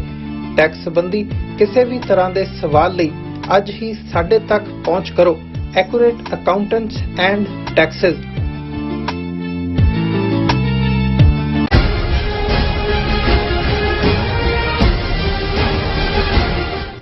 Viewers welcome back on programme. So viewers गलबात करन जा रहे हैं कि भारत में RSS दियां ਅੱਡ-ਅੱਡ ਜਥੇਬੰਦੀਆਂ ਵੱਲੋਂ ਗੁੰਡਾਗਰਦੀ ਦੇ ਜ਼ੋਰ ਨਾਲ ਹਿੰਦੂਤਵੀਆਂ ਦੀਆਂ ਨੀਤੀਆਂ ਲਾਗੂ ਜਿਹੜੀਆਂ ਕੀਤੀਆਂ ਜਾ ਰਹੀਆਂ ਨੇ ਔਰ ਦੂਸਰੇ ਪਾਸੇ ਪਾਰਲੀਮੈਂਟ ਅਤੇ ਅਸੈਂਬਲੀ ਵਿੱਚ ਹਿੰਦੂਤਵਾਂ ਨੂੰ ਲਾਗੂ ਕਰਨ ਵਾਲੇ ਕਾਨੂੰਨ ਅਤੇ ਨਿਯਮ ਜਿਹੜੇ ਨੇ ਉਹ ਬਣਾਏ ਜਾ ਰਹੇ ਨੇ। ਸੋ ਇਸ ਬਾਰੇ ਆਪਾਂ ਗੱਲਬਾਤ ਕਰਨ ਜਾ ਰਹੇ ਹਾਂ। ਸੋ ਅਸੀਂ ਚਾਹਾਂਗੇ ਕਿ ਤੁਸੀਂ ਇਸੇ ਤਰ੍ਹਾਂ ਬਣੇ ਰਹਿਣਾ, ਦੇਖਣ ਸੁਣ ਲਈ ਲਿਖਣ ਲਈ ਤੁਹਾਡਾ ਸਭ ਦਾ ਬਹੁਤ ਬਹੁਤ ਸ਼ੁਕਰੀਆ। ਜੀ ਡਾਕਟਰ ਸਾਹਿਬ ਕੀ ਕਹਿਣਾ ਚਾਹੋਗੇ? देखो ਅਸੀਂ ਪਿਛਲੇ ਸੈਗਮੈਂਟ ਦੇ ਵਿੱਚ ਡਿਸਕਸ ਕੀਤਾ ਹੈ ਕਿ ਨੈਲਸਨ ਮੰਡੇਲਾ ਦੀ ਪੋਤੀ ਨੇ ਕਿਵੇਂ ਟੋਰਾਂਟੋ ਸਟਾਰ ਦੇ ਵਿੱਚ ਇੱਕ ਬਰੀਫ ਆਰਟੀਕਲ ਲਿਖ ਕੇ ਕਿਹਾ ਕਿ ਜੇ ਇੰਟਰਨੈਸ਼ਨਲ ਇੰਟਰਵੈਂਸ਼ਨ ਨਾ ਹੋਈ ਯਾਨੀ ਕਿ ਦੁਨੀਆ ਦੀਆਂ ਵੱਡੀਆਂ ਤਾਕਤਾਂ ਅਮਰੀਕਾ, ਯੂਰਪੀਅਨ ਯੂਨੀਅਨ ਇਹਨਾਂ ਨੇ ਇੰਟਰਵੀਨ ਨਾ ਕੀਤਾ ਤੇ ਇੰਡੀਆ ਅਪਾਰਥਾਈਡ ਸਟੇਟ ਬਣ ਜਾਏਗੀ ਕਿ ਉਵੇਂ ਹੀ ਨਸਲੀ ਵਿਤਕਰਾ ਕਾਨੂੰਨੀ ਤੌਰ ਦੇ ਉੱਤੇ ਨਸਲੀ ਮਜ਼ਹਬੀ ਵਿਤਕਰਾ ਉਹ ਕਾਨੂੰਨ ਦਾ ਹਿੱਸਾ ਹੋਏਗਾ ਔਰ ਹਿੰਦੂ ਰੇਸ ਜਿਹੜੀ ਆ ਉਹ ਸੁਪੀਰੀਅਰ ਬ੍ਰਾਹਮਣ ਉੱਪਰ ਔਰ ਬਾਕੀ ਸਾਰੇ ਸ਼ੂਦਰਾਂ ਵਾਂਗ ਬਿਹੇਵ ਕਰਨਗੇ। ਹੁਣ ਇਹ ਆਲਰੇਡੀ ਮੇਰੇ ਸਾਹਮਣੇ ਆਲਮੋਸਟ ਮੈਂ 5 ਖਬਰਾਂ ਖਿਲਾਰੀਆਂ ਹੋਈਆਂ ਨੇ ਜਿਹੜੀਆਂ ਜਸਟ 2 ਦਿਨ ਦੇ ਵਿੱਚ ਹੀ ਆਈਆਂ ਜਿਹੜੀਆਂ ਇਹ ਦੱਸ ਰਹੀਆਂ ਕਿ ਆਲਰੇਡੀ ਇੰਡੀਆ ਅਪਾਰਥਾਈਡ ਸਟੇਟ ਵਾਂਗ ਬਿਹੇਵ ਕਰ ਰਿਹਾ ਹੈ ਕਿਉਂਕਿ ਜਿਵੇਂ ਨਾਜ਼ੀਆਂ ਨੇ ਇੱਕ ਟੈਕਨੀਕ ਇੱਕ ਪਾਸੇ ਉਹ ਕਿਉਂਕਿ ਜਿਹੜੀ ਹਿਟਲਰ ਕੋਈ ਉਹਨੇ ਫੌਜੀ ਕੂਹ ਤਾਂ ਨਹੀਂ ਸੀ ਕੀਤਾ ਕਿ ਵੀ ਉਹ ਕੋਈ ਫੌਜ ਦਾ ਜਰਨੈਲ ਸੀ ਤਾਂ ਉਹਨੇ ਪਾਵਰ ਲੈ ਲਈ। ਨਾਜ਼ੀ ਪਾਰਟੀ ਵੋਟਾਂ ਦੇ ਰਾਹੀਂ ਪਾਵਰ ਦੇ ਵਿੱਚ ਆਈ ਸੀ, ਨਾ ਵੀ ਉਹਨਾਂ ਦਾ ਸੋਸ਼ਲਿਸਟ ਰਿਪਬਲਿਕ ਆਫ ਜਰਮਨੀ ਸੀ। ਇਸੇ ਤਰ੍ਹਾਂ ਮੋਦੀ ਨੇ ਕੋਈ ਕੂਹ ਤਾਂ ਨਹੀਂ ਕੀਤਾ ਹੈ। 2 ਵਾਰ ਹੁਣ 8 ਸਾਲ ਉਹਨੂੰ ਹੋ ਗਏ ਨੇ, ਦੋਨੋਂ ਵਾਰ ਜਿੱਤ ਕੇ ਆਇਆ, ਲੋਕਾਂ ਦੀਆਂ ਵੋਟਾਂ ਲੈ ਕੇ ਆਇਆ। ਹੁਣ ਇਹ ਜਿਹੜਾ ਮੈਜੋਰੀਟੇਰੀਅਨਿਜ਼ਮ ਹੈ ਜਿਸ ਦੇ ਥੱਲੇ ਜਿਨ੍ਹਾਂ ਦੀ ਪਿੱਛੇ ਸਾਰੀ ਸਪੋਰਟ ਹੈ ਜਾਂ RSS ਦੀ ਆਈਡੀਓਲੋਜੀ ਹੈ ਹਿੰਦੂਤਵਾਦੀ, ਉਹਨਾਂ ਦਾ ਇੱਕ ਆਪਣਾ ਪੂਰਾ ਨੈਟਵਰਕ ਹੈ। ਇੱਕ ਜ਼ਮਾਨੇ 'ਚ 72 ਦੇ ਕਰੀਬ ਸੀ ਜਥੇਬੰਦੀਆਂ, ਹੁਣ ਤਾਂ ਪਤਾ ਨਹੀਂ ਕਿੰਨੀਆਂ ਇਹਨਾਂ ਨੇ ਗੁਪਤ ਵੀ ਬਣਾਈਆਂ ਹੋਣੀਆਂ, ਸੀਕ੍ਰੇਟਿਵ, ਕਿਉਂਕਿ ਜਦੋਂ ਕਰਨਲ ਪ੍ਰੋਤ ਔਰ ਪ੍ਰਗਿਆ ਜਿਹੜੀ ਹੈ ਸਾਧਵੀ ਫੜੀ ਗਈ, ਕਾਬੂ ਆਈ, ਵਿਚਾਰਾ ਹਿੰਮਤ ਕਾਰਕਰੇ ਬਾਅਦ 'ਚ ਇਹਨਾਂ ਨੇ ਮਾਰਤਾ ਝੂਠੇ ਪੁਲਿਸ ਮੁਕਾਬਲਾ ਬਣਾ ਕੇ। ਤੇ ਇਹ ਸਾਹਮਣੇ ਆਇਆ ਕਿ ਬਈ ਅਭਿਨਵ ਭਾਰਤੀ ਨਾਂ ਦੀ ਜਥੇਬੰਦੀ ਜਿਹੜੀ ਸਿਰਫ ਦਹਿਸ਼ਤਗਰਦੀ ਗਰੁੱਪ ਹੈ, ਉਦੋਂ ਤੱਕ ਕਿਸੇ ਨੂੰ ਨਹੀਂ ਸੀ ਪਤਾ ਕਿਉਂਕਿ ਬਹੁਤ ਪਹਿਲਾਂ ਅਭਿਨਵ ਭਾਰਤੀ ਨਥੂਰਾਮ ਗੋਡਸੇ ਦੇ ਨਾਲ ਜੁੜੀ ਹੋਈ ਸੀ, ਪਰ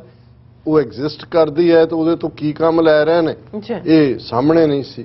ਹੁਣ ਤਾਂ ਜਿਹੜਾ ਉਹਨਾਂ ਦੇ ਬਜਰੰਗ ਦਲ ਔਰ ਦੂਸਰੀਆਂ ਤੀਸਰੀਆਂ ਜਦੋਂ ਉਹਨਾਂ ਨੇ ਆਸਟ੍ਰੇਲੀਅਨ ਮਿਸ਼ਨਰੀ ਔਰ ਉਹਦੇ 2 ਬੱਚੇ ਜਿਉਂਦੇ ਸਾੜੇ ਉਦੋਂ ਸਾਹਮਣੇ ਆਇਆ ਬਜਰੰਗ ਦਲ ਔਰ ਇੰਨੀਆਂ ਇਹਨਾਂ ਦੇ ਗੁੰਡਾ ਐਲੀਮੈਂਟਸ ਦੇ ਥੱਲੇ ਔਰ ਇਸੇ ਤਰ੍ਹਾਂ ਆਦਿੱਤਿਆਨਾਥ ਯੋਗੀ ਤਾਂ ਸਿੱਧਾ RSS ਚੋਂ ਨਹੀਂ ਆਇਆ, ਉਹਦੀ ਆਪਣੀ ਯੁਵਾ ਵਾਹਿਨੀ ਕਿ ਕੀ ਉਹਨੇ ਇੱਕ ਦਹਿਸ਼ਤਗਰਦ ਜਥੇਬੰਦੀ ਬਣਾਈ ਹੋਈ ਸੀ, ਅਜੇ ਵੀ ਉਹਨੇ ਅੱਡ ਰੱਖੀ ਹੋਈ ਹੈ। ਲੇਕਿਨ ਕਿਉਂਕਿ RSS ਆਰੀਆ ਸਮਾਜ ਇਹ ਸਾਰੇ ਹੁਣ ਇੱਕੋ ਹੀ ਨੇ, ਜਿੱਥੇ ਇਹਨਾਂ ਨੂੰ ਕੋਈ ਲੇਬਲ ਦੀ ਲੋੜ ਪੈਂਦੀ ਹੈ ਉੱਥੇ ਵਰਤ ਲੈਂਦੇ ਨੇ। ਔਰ ਕਾਨੂੰਨੀ ਤੌਰ ਦੇ ਉੱਤੇ ਬੇਸ਼ੱਕ ਇੰਡੀਆ ਦਾ ਕਨਸਟੀਟਿਊਸ਼ਨ ਨਾ ਤਾਂ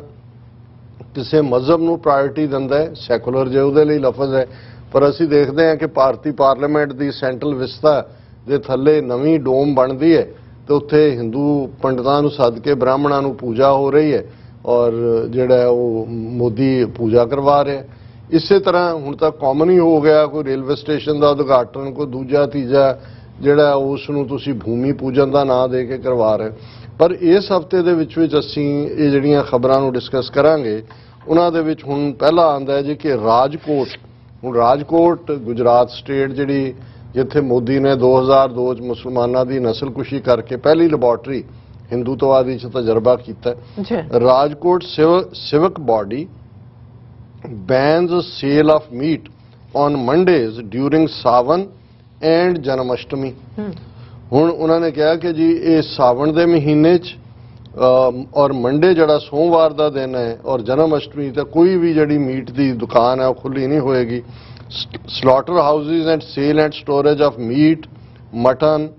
fish and chicken are prohibited during the 4 Mondays in the month of Sawan on August 1st, 8, 15 and 22 says notification। ਇਹ ਰਾਜਕੋਟ ਮਿਊਨਿਸਪਲ ਕਾਰਪੋਰੇਸ਼ਨ ਜਿਹਦੇ ਤੇ RSS BJP ਦਾ ਕੰਟਰੋਲ ਹੈ ਉਹਨਾਂ ਨੇ ਇਹ ਪਾਬੰਦੀ ਲਾਈ ਹੈ ਔਰ ਇਹ ਨਾਲ ਦੀ ਨਾਲ ਜਨਮ ਅਸ਼ਟਮੀ ਔਰ ਅੱਗੇ ਵੀ ਡੇਟਾਂ ਨੇ। ਸੋ ਮਤਲਬ ਇਹ ਹੈ ਵੀ ਆਲਰੇਡੀ ਇਹ ਹਿੰਦੂ ਸਟੇਟ ਦੇ ਲਾਅ ਜਿਹੜੇ ਨੇ ਉਹ ਚੱਲ ਰਹੇ ਨੇ ਪਾਰਲੀਮੈਂਟ ਦੇ ਵਿੱਚ। Animal rights and religious observances law figure in Lok Sabha. ਹੁਣ ਲੋਕ ਸਭਾ ਦਾ ਸੈਸ਼ਨ ਚੱਲਿਆ, ਆਪੋਜੀਸ਼ਨ ਦੇ ਆਲਮੋਸਟ ਅੱਧਿਓਂ ਜ਼ਿਆਦਾ ਪੱਕੇ ਬਿਆਨ ਕਰ ਦਿੱਤੇ ਨੇ ਕਿ ਉਹ ਆ ਹੀ ਨਹੀਂ ਸਕਦੇ। ਸਿਰਫ ਵਨ ਸਾਈਡਡ ਇਸ ਵੇਲੇ ਮੈਜੋਰੀਟੇਰੀਅਨਿਜ਼ਮ ਔਰ ਤਾਨਾਸ਼ਾਹੀ ਚੱਲ ਰਹੀ ਹੈ।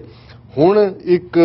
ਰੂਲ 377 ਹੁੰਦਾ ਹੈ ਜਿਹਦੇ ਥੱਲੇ ਜਿਹੜੇ ਮੈਂਬਰ ਨੇ ਉਹ ਆਪਣਾ ਕੋਈ ਵੀ ਇੰਡੀਵਿਜੂਅਲ ਕੰਸਰਨ ਚੁੱਕ ਸਕਦੇ ਨੇ। ਹੁਣ ਜਿਹੜਾ ਲੋਕ ਸਭਾ ਦੇ ਵਿੱਚ BJP ਦਾ MP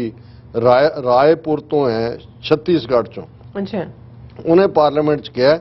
ਕਿ ਇਹ ਜਿਹੜਾ prevention of cruelty to animals act 1960 ਹੈ ਇਸ ਦੇ ਵਿੱਚ ਅਮੈਂਡਮੈਂਟ ਕੀਤੀ ਜਾਏ ਕਿਉਂਕਿ ਇਹਦੇ ਥੱਲੇ ਵਿੱਚ allowed killings of animals as part of religious observance. ਹੁਣ ਜ਼ਾਹਰ ਹੈ ਕਿ ਜਿਹੜੀ ਬਕਰੀਦ ਹੁੰਦੀ ਹੈ ਮੁਸਲਮਾਨਾਂ ਦੇ ਲਈ ਉਸ ਦਿਨ ਕੁਰਬਾਨੀ ਦਿੱਤੀ ਜਾਂਦੀ ਹੈ। ਇਸ ਦਾ ਸੰਬੰਧ ਇਬਰਾਹਿਮ ਜਾਂ ਅਬਰਾਹਮ ਉਹਨਾਂ ਦੇ ਉਸ ਰੱਬ ਨੂੰ ਸਮਰਪਿਤ ਹੋਣ ਨਾਲ ਹੈ। ਉਹਦੇ 'ਚ ਬੱਕਰਾ, ਬੱਕਰੀ, ਊਠ, ਮੱਝ ਜਿਹੜੀ ਹੈ ਹੁਣ ਉੱਥੇ ਮੱਝ ਗਾਵਾਂ ਦੀ ਤਾਂ ਕੁਰਬਾਨੀ ਦਾ ਮਤਲਬ ਆਸਕਿੰਗ ਫॉर ਡੈਥ ਹੈ, ਪਰ ਬੱਕਰਿਆਂ ਦੀ ਔਰ ਦੂਸਰਿਆਂ ਦੀ ਕੁਰਬਾਨੀ ਦਿੱਤੀ ਜਾਂਦੀ। ਹੁਣ ਇਹ MP ਜਿਹੜਾ BJP ਦਾ ਛੱਤੀਸਗੜ੍ਹ ਤੋਂ ਹੈ ਉਹ ਕਹਿੰਦਾ ਹੈ ਕਿ ਜੀ ਇਹ ਜਿਹੜੀ ਹੈ ਇਹ ਐਕਸਟ੍ਰੀਮ ਕਰੂਅਲ ਹੈ ਔਰ ਇਸ ਦੇ ਉੱਤੇ ਪਾਬੰਦੀ ਲਾਈ ਜਾਏ। Blood and body parts of these animals also lead to polluting the environment ਕਿ ਜੀ ਇਹ ਬੜਾ ਕਰੂਅਲ ਵੀ ਹੈ ਔਰ ਇਹ ਸਾਰੇ ਐਨਵਾਇਰਨਮੈਂਟ ਨੂੰ ਖਰਾਬ ਕਰ ਰਹੀ ਹੈ। ਇਸ ਲਈ ਜਿਹੜੀ ਹੈ ਇਹਨੂੰ ਐਜ਼ ਏ ਰਿਲੀਜੀਅਸ ਰਿਚੁਅਲ ਦੇ ਤੌਰ ਤੇ ਜਿਹੜਾ ਕਾਨੂੰਨੀ ਹੱਕ ਮਿਲਿਆ ਹੋਇਆ ਕਿ ਜੀ ਉਹ ਆਪਣਾ ਧਰਮ ਦੀ ਪਾਲਣ ਇਹਨਾਂ ਦੇ ਉੱਤੇ ਪਾਬੰਦੀ ਲਾਈ ਜਾਏ। ਔਰ ਇਸ ਦੇ ਉੱਤੇ ਹੁਣ ਕੱਲਾ ਇਹੀ ਨਹੀਂ, ਫਿਰ ਸ਼ਿਵ ਸੈਨਾ ਦਾ ਇੱਕ MP ਜਿਹੜਾ ਮਿਸਟਰ ਸ਼ੰਭਾਜੀ ਰਾਓ ਉਹਨੇ ਇਹ ਮੰਗ ਕੀਤੀ ਕਿ ਜੀ ਮੈਂ ਜਿਸ ਕੰਸਟੀਚੁਐਂਸੀ ਤੋਂ ਆਉਂਦਾ ਨਾਗ ਪੰਚਮੀ ਦੇ ਮੌਕੇ ਤੇ ਨਾਗਾਂ ਦੀ ਪੂਜਾ ਹੁੰਦੀ ਹੈ ਉੱਥੇ ਔਰ ਕਿਉਂਕਿ ਸਾਨੂੰ ਇਹ ਜਿਹੜਾ ਉਹਦੀ ਅਲਾਉ ਨਹੀਂ ਕੀਤਾ ਜਾਂਦਾ ਔਰ ਨਾਗ ਪੰਚਮੀ ਸੈਂਚਰੀਜ਼ ਤੋਂ ਚੱਲ ਰਹੀ ਹੈ ਔਰ ਉਹਨਾਂ ਨੇ ਕਿਹਾ ਵੀ ਸਾਨੂੰ ਇਹ ਜਿਹੜਾ ਹੈ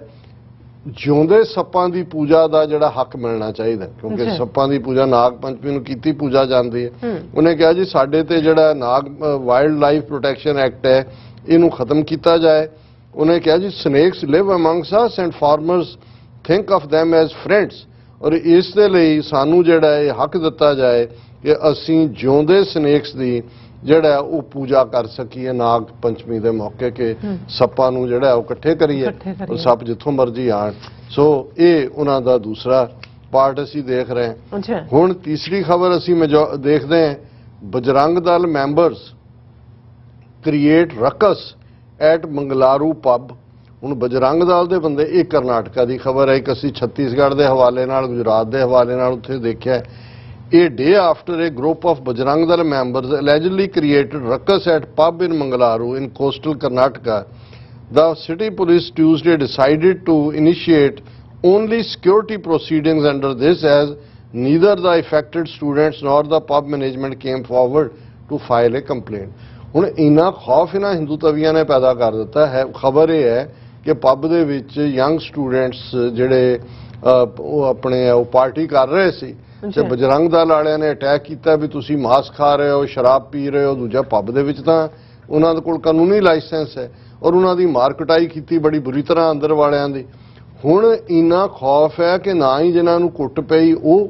ਤੇ ਨਾ ਹੀ ਮੈਨੇਜਮੈਂਟ ਕਿਹੜਾ ਹੈ ਉਹਨਾਂ ਨੇ ਕੋਈ ਸ਼ਿਕਾਇਤ ਕੀਤੀ। ਉਹਨਾਂ ਨੇ ਕਿਹਾ ਜੀ ਕਿਉਂਕਿ no complaint has been filed against the persons who created a ruckus, ਇਸ ਲਈ ਅਸੀਂ ਪ੍ਰੀਕਾਸ਼ਨਰੀ ਮੇਜਰ ਦੇ ਤੌਰ ਤੇ ਉਹ ਸੈਕਸ਼ਨ ਲਾ ਰਹੇ ਤਾਂ ਕਿ ਦੁਬਾਰਾ ਇਸ ਕਿਸਮ ਦਾ ਨਾ ਹੋਏ। ਔਰ ਅਸੀਂ ਇਸ ਨੂੰ ਇਸ ਗੱਲ ਦਾ ਧਿਆਨ ਰਹੇ ਕਿ 2009 ਦੇ ਵਿੱਚ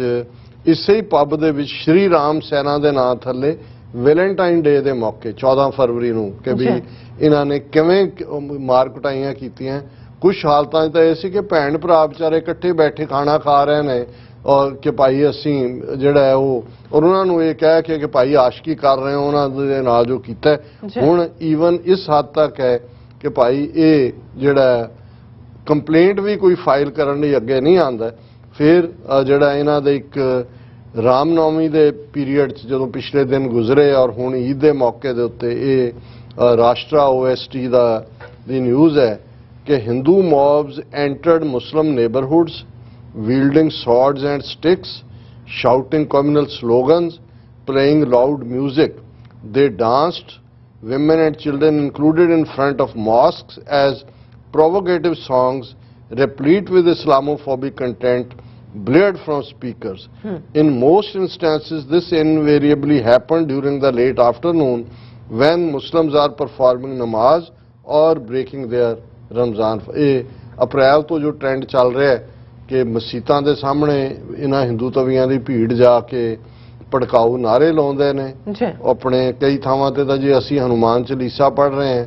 ਪਬਲਿਕਲੀ, ਜਿਹੜੇ ਵਿਚਾਰੇ ਪੰਜ ਨਮਾਜ਼ੀ ਵੇੜੇ ਕਿਤੇ ਪੜ੍ਹਦੇ ਸੀ ਕਿਸੇ ਪਾਰਕ ਜਾਂ ਦੂਜੇ, ਉਹ ਤਾਂ ਉਹਨਾਂ ਦੇ ਬੰਦ ਕਰਾ ਦਿੱਤੇ, ਉਹਨਾਂ ਤੇ ਅਟੈਕ ਕਰਦੇ ਨੇ ਔਰ ਮਸੀਤਾਂ ਸਾਹਮਣੇ ਜਾ ਕੇ ਭੜਕਾਹਟ ਪੈਦਾ ਕਰ ਰਹੇ ਨੇ। ਔਰ ਕਿਵੇਂ ਕਈ ਥਾਵਾਂ ਤੇ ਮਸੀਤਾਂ ਦੇ ਉੱਤੇ ਚੜ੍ਹ ਕੇ ਉਹਨਾਂ ਨੇ ਆਪਣੇ ਜਿਹੜੇ ਨੇ ਭਗਵੇ ਝੰਡੇ ਵੀ ਫਹਿਰਾਏ ਨੇ। ਹੁਣ ਕੱਲੀ ਗੱਲ ਇਹ ਨਹੀਂ ਹੈ ਵੀ ਸਟਰੀਟ ਦੇ ਉੱਤੇ ਗੁੰਡਾਗਰਦੀ ਹੈ। ਹੁਣ ਉੱਤਰਾਖੰਡ ਦੇ ਵਿੱਚ ਇੱਕ ਮਿਨਿਸਟਰ ਬਣੀ ਹੈ, ਪਹਿਲਾਂ MLA ਸੀ ਔਰ ਇਸ ਬੀਬੀ ਦਾ ਜਿਹੜੀ ਹੈ ਉਸ ਨੇ ਉਹਦਾ ਨਾਮ ਹੈ ਰੇਖਾ ਆਰੀਆ। ਉਹਨੇ ਇਹ ਮਿਨਿਸਟਰ ਹੈ, ਇਹਨੇ ਆਰਡਰ ਦਿੱਤੇ ਨੇ ਸਾਰੇ ਜਿਹੜੇ ਮੁਲਾਜ਼ਮ ਨੇ ਆਫੀਸ਼ੀਅਲ ਦੂਜੇ ਆਂਗਨਵਾੜੀ ਵਾਲੇ ਕਿ ਉਹ ਸ਼ਿਵਾਲਿਆਂ ਦੇ ਉੱਤੇ ਜਾ ਕੇ ਪਾਣੀ ਚੜਾਉਣ ਸ਼ਿਵ ਦੇ ਉਸ ਲਿੰਗ ਦੇ ਉੱਤੇ। ਔਰ ਇਸ ਦੇ ਉੱਤੇ ਜਦੋਂ ਇਹ ਸਾਰੀਆਂ ਆਂਗਨਵਾੜੀ ਜਿਨ੍ਹਾਂ 'ਚ ਬੱਚਿਆਂ ਦੀ ਉਹ ਦੂਸਰੀ ਹਜ਼ਾਰਾਂ ਦੀ ਗਿਣਤੀ ਸਟਾਫ ਹੈ ਉਹਨਾਂ ਨੇ ਕਿਹਾ ਕਿ ਵੀ ਉਹ ਜਾ ਕੇ ਸ਼ਿਵਲਿੰਗ ਦੇ ਉੱਤੇ ਜਿਹੜਾ ਦੁੱਧ ਚੜਾਉਣ ਪਾਣੀ ਚੜਾਉਣ ਔਰ ਉਹਦੀਆਂ ਫੋਟੋਆਂ ਭੇਜਣ ਡਿਪਾਰਟਮੈਂਟ ਨੂੰ ਕਿ ਵੀ ਉਹ ਸਾਰੇ ਜਿਹੜੇ ਨੇ ਸ਼ਿਵ ਦੀ ਪੂਜਾ ਕਰ ਰਹੇ ਨੇ ਕਿ ਨਹੀਂ। ਔਰ ਜਦੋਂ ਇਸ ਦੇ ਉੱਤੇ ਸਵਾਲ ਪੁੱਛਿਆ ਗਿਆ ਕਿ ਭਾਈ ਇਹ ਤੂੰ ਕੀ ਕਰ ਰਹੀ ਹੋ, ਉਹਨੇ ਕਿਹਾ ਜੀ ਮੈਂ ਕਿਹੜਾ ਕਿਸੇ ਦੀ ਕੰਨ ਪੱਟੀ ਤੇ ਬੰਦੂਕ ਰੱਖ ਕੇ ਕਿਹਾ ਕਿ ਜ਼ਰੂਰ ਹੀ ਕਰੋ, ਮੈਂ ਤਾਂ ਆਰਡਰ ਕੀਤਾ ਆਫੀਸ਼ੀਅਲੀ। ਸੋ ਇਹ ਉਹਨਾਂ ਦਾ ਆਫੀਸ਼ੀਅਲ ਆਰਡਰ ਹੈ ਕਿ ਭਾਈ ਇਹ ਆਦੇਸ਼ ਇਹ ਹੈ ਕਿ ਵੀ ਇਹ ਸੰਕਲਪ ਪੂਰਾ ਕਰਨ ਲਈ 26 ਜੁਲਾਈ 2022 ਨੂੰ ਮਹਿਲਾ ਔਰ ਬਾਲ ਵਿਕਾਸ ਵਿਭਾਗ ਦੇ ਸਾਰੇ ਅਧਿਕਾਰੀ ਕਰਮਚਾਰੀ ਆਂਗਨਵਾੜੀ ਮਿੰਨੀ ਆਂਗਨਵਾੜੀ ਕਾਰਜਕਰਤੀ ਸਹਾਇਕਾ ਨਜ਼ਦੀਕੀ ਸ਼ਿਵਾਲਿਆਂ 'ਚ ਜਾ ਕੇ ਜਿਹੜਾ ਉਹ ਸ਼ਿਵਲਿੰਗ ਦੇ ਉੱਤੇ ਜਲ ਅਭਿਸ਼ੇਕ ਕਰਨ ਔਰ ਉਸ ਦੀਆਂ ਫੋਟੋਆਂ ਡਿਪਾਰਟਮੈਂਟ ਨੂੰ ਭੇਜਣ ਤਾਂ ਕਿ WhatsApp ਦੇ ਉੱਤੇ ਇਹ ਸਾਰੇ ਰਿਕਾਰਡ ਸਾਹਮਣੇ ਆਏ। ਹੁਣ ਇਹ ਇਵੇਂ ਹੀ ਹੈ ਜਿਵੇਂ ਉਹਨਾਂ ਨੇ UP ਦੇ ਵਿੱਚ ਆਦਿੱਤਿਆਨਾਥ ਯੋਗੀ ਨੇ ਜਿਹੜੇ ਮਦਰਸੇ ਨੇ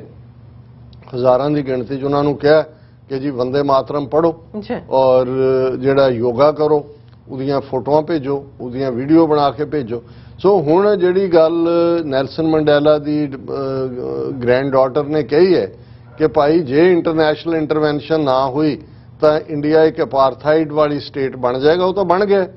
ਅਸੀਂ ਕਿੰਨੀਆਂ ਸਟੇਟਾਂ ਦੀਆਂ ਘਟਨਾਵਾਂ ਦੀ ਗੱਲ ਕੀਤੀ ਹੈ, ਉੱਤਰਾਖੰਡ ਦੀ ਕੀਤੀ ਹੈ, ਛੱਤੀਸਗੜ੍ਹ ਦੀ ਕੀਤੀ ਹੈ, ਕਰਨਾਟਕਾ ਦੀ ਕੀਤੀ ਹੈ, ਗੁਜਰਾਤ ਦੀ ਕੀਤੀ ਹੈ ਔਰ ਇੰਡੀਆ ਦੀ ਪਾਰਲੀਮੈਂਟ ਦੇ ਵਿੱਚ ਸ਼ਿਵ ਸੈਨਾ ਵਾਲਾ ਕਹਿ ਰਿਹਾ ਕਿ ਜੀ ਸਾਨੂੰ ਜਿਉਂਦੇ ਸੱਪਾਂ ਦੀ ਪੂਜਾ ਦਾ ਹੱਕ ਮਿਲੇ ਤੇ ਜਿਹੜਾ ਦੂਸਰਾ ਬੀਜੇਪੀ ਦਾ ਐਮਪੀ ਕਹਿ ਰਿਹਾ ਹੈ ਕਿ ਜੀ ਇਹ ਕੁਰਬਾਨੀ ਦੇ ਉੱਤੇ ਪਾਬੰਦੀ ਲਾਓ, ਕੋਈ ਇਹਨਾਂ ਨੂੰ ਜਿਹੜਾ ਹੈ ਇਹ ਬਕਰੀਦ ਦੇ ਮੌਕੇ ਕੋਈ ਇਹਨਾਂ ਨੂੰ ਕੁਰਬਾਨੀ ਦਾ ਹੱਕ ਨਹੀਂ ਹੋਣਾ ਚਾਹੀਦਾ, ਇਹ ਸਾਰੇ ਨੂੰ। ਸੋ ਆਲਰੇਡੀ ਇਹੀ ਅਪਾਰਥਾਈਡ ਹੈ ਔਰ ਇਹੀ ਜਿਹੜੀ ਹੈ ਉਹ ਨਸਲਵਾਦ ਤੇ ਆਧਾਰਿਤ, ਬ੍ਰਾਹਮਣਵਾਦ ਤੇ ਆਧਾਰਿਤ ਇੰਡੀਅਨ ਸਟੇਟ ਹੈ ਜਿਹੜੀ ਆਲਰੇਡੀ ਜਿਸ ਹਰ ਥਾਂ ਦੇ ਉੱਤੇ ਜਿਸ ਨੂੰ ਇੰਪਲੀਮੈਂਟ ਕੀਤਾ ਜਾ ਰਿਹਾ ਕਾਨੂੰਨ ਦੇ ਸਹਾਰੇ ਵੀ और गुंडागर्दी के जोर। जी डॉक्टर साहब थोड़ा बहुत बहुत शुक्रिया। साथ लेने ब्रेक व्यूअर्स तो सारे इसी तरह बने रहना, मिलते हैं छोटे जे वक्फे बाद।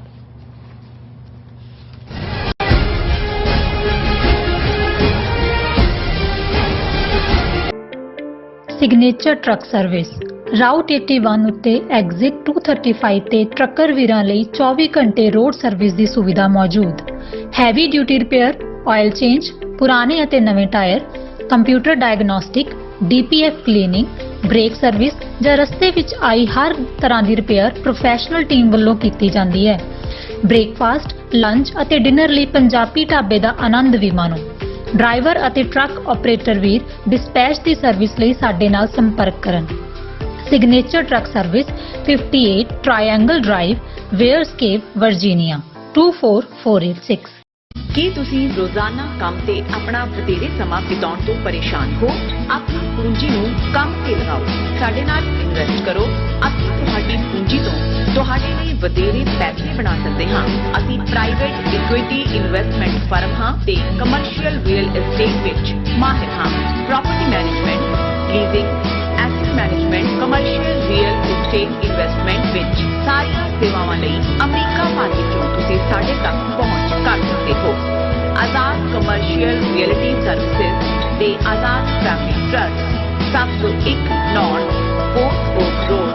ਸੂਈਟ ਨੰਬਰ 204, ਹਿਊਸਟਨ, ਟੈਕਸਸ। ਤੁਸੀਂ ਸਾਨੂੰ ਸਾਡੇ ਫੋਨ ਨੰਬਰ 7136861277 ਤੇ ਵੀ ਸੰਪਰਕ ਕਰ ਸਕਦੇ ਹੋ। Azad Commercial Realty services.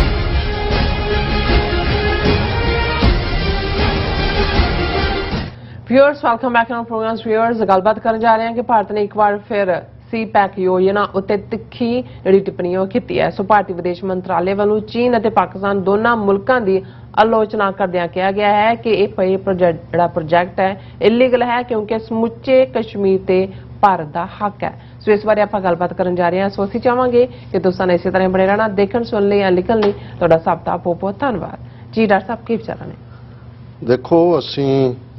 ਜਦੋਂ ਵੀ ਖਾਲਿਸਤਾਨ ਦੀ ਗੱਲ ਕਰਦੇ ਹਾਂ ਸਿੱਖ ਕੌਮ ਦੇ ਆਜ਼ਾਦ ਖਿੱਤੇ ਦੀ ਤੇ ਸਾਡੇ ਮਨ ਦੀਆਂ ਨਜ਼ਰਾਂ 'ਚ ਪਾਕਿਸਤਾਨ ਦੀ ਵੈਲਫੇਅਰ, ਖੁਸ਼ਹਾਲੀ, ਪਾਕਿਸਤਾਨ ਦੇ ਅੰਦਰੂਨੀ ਹਾਲਾਤ ਕਿੱਧਰ ਨੂੰ ਜਾ ਰਹੇ ਨੇ ਇਸ ਵੱਲ ਪੂਰਾ ਧਿਆਨ ਵੀ ਰਹਿੰਦਾ ਹੈ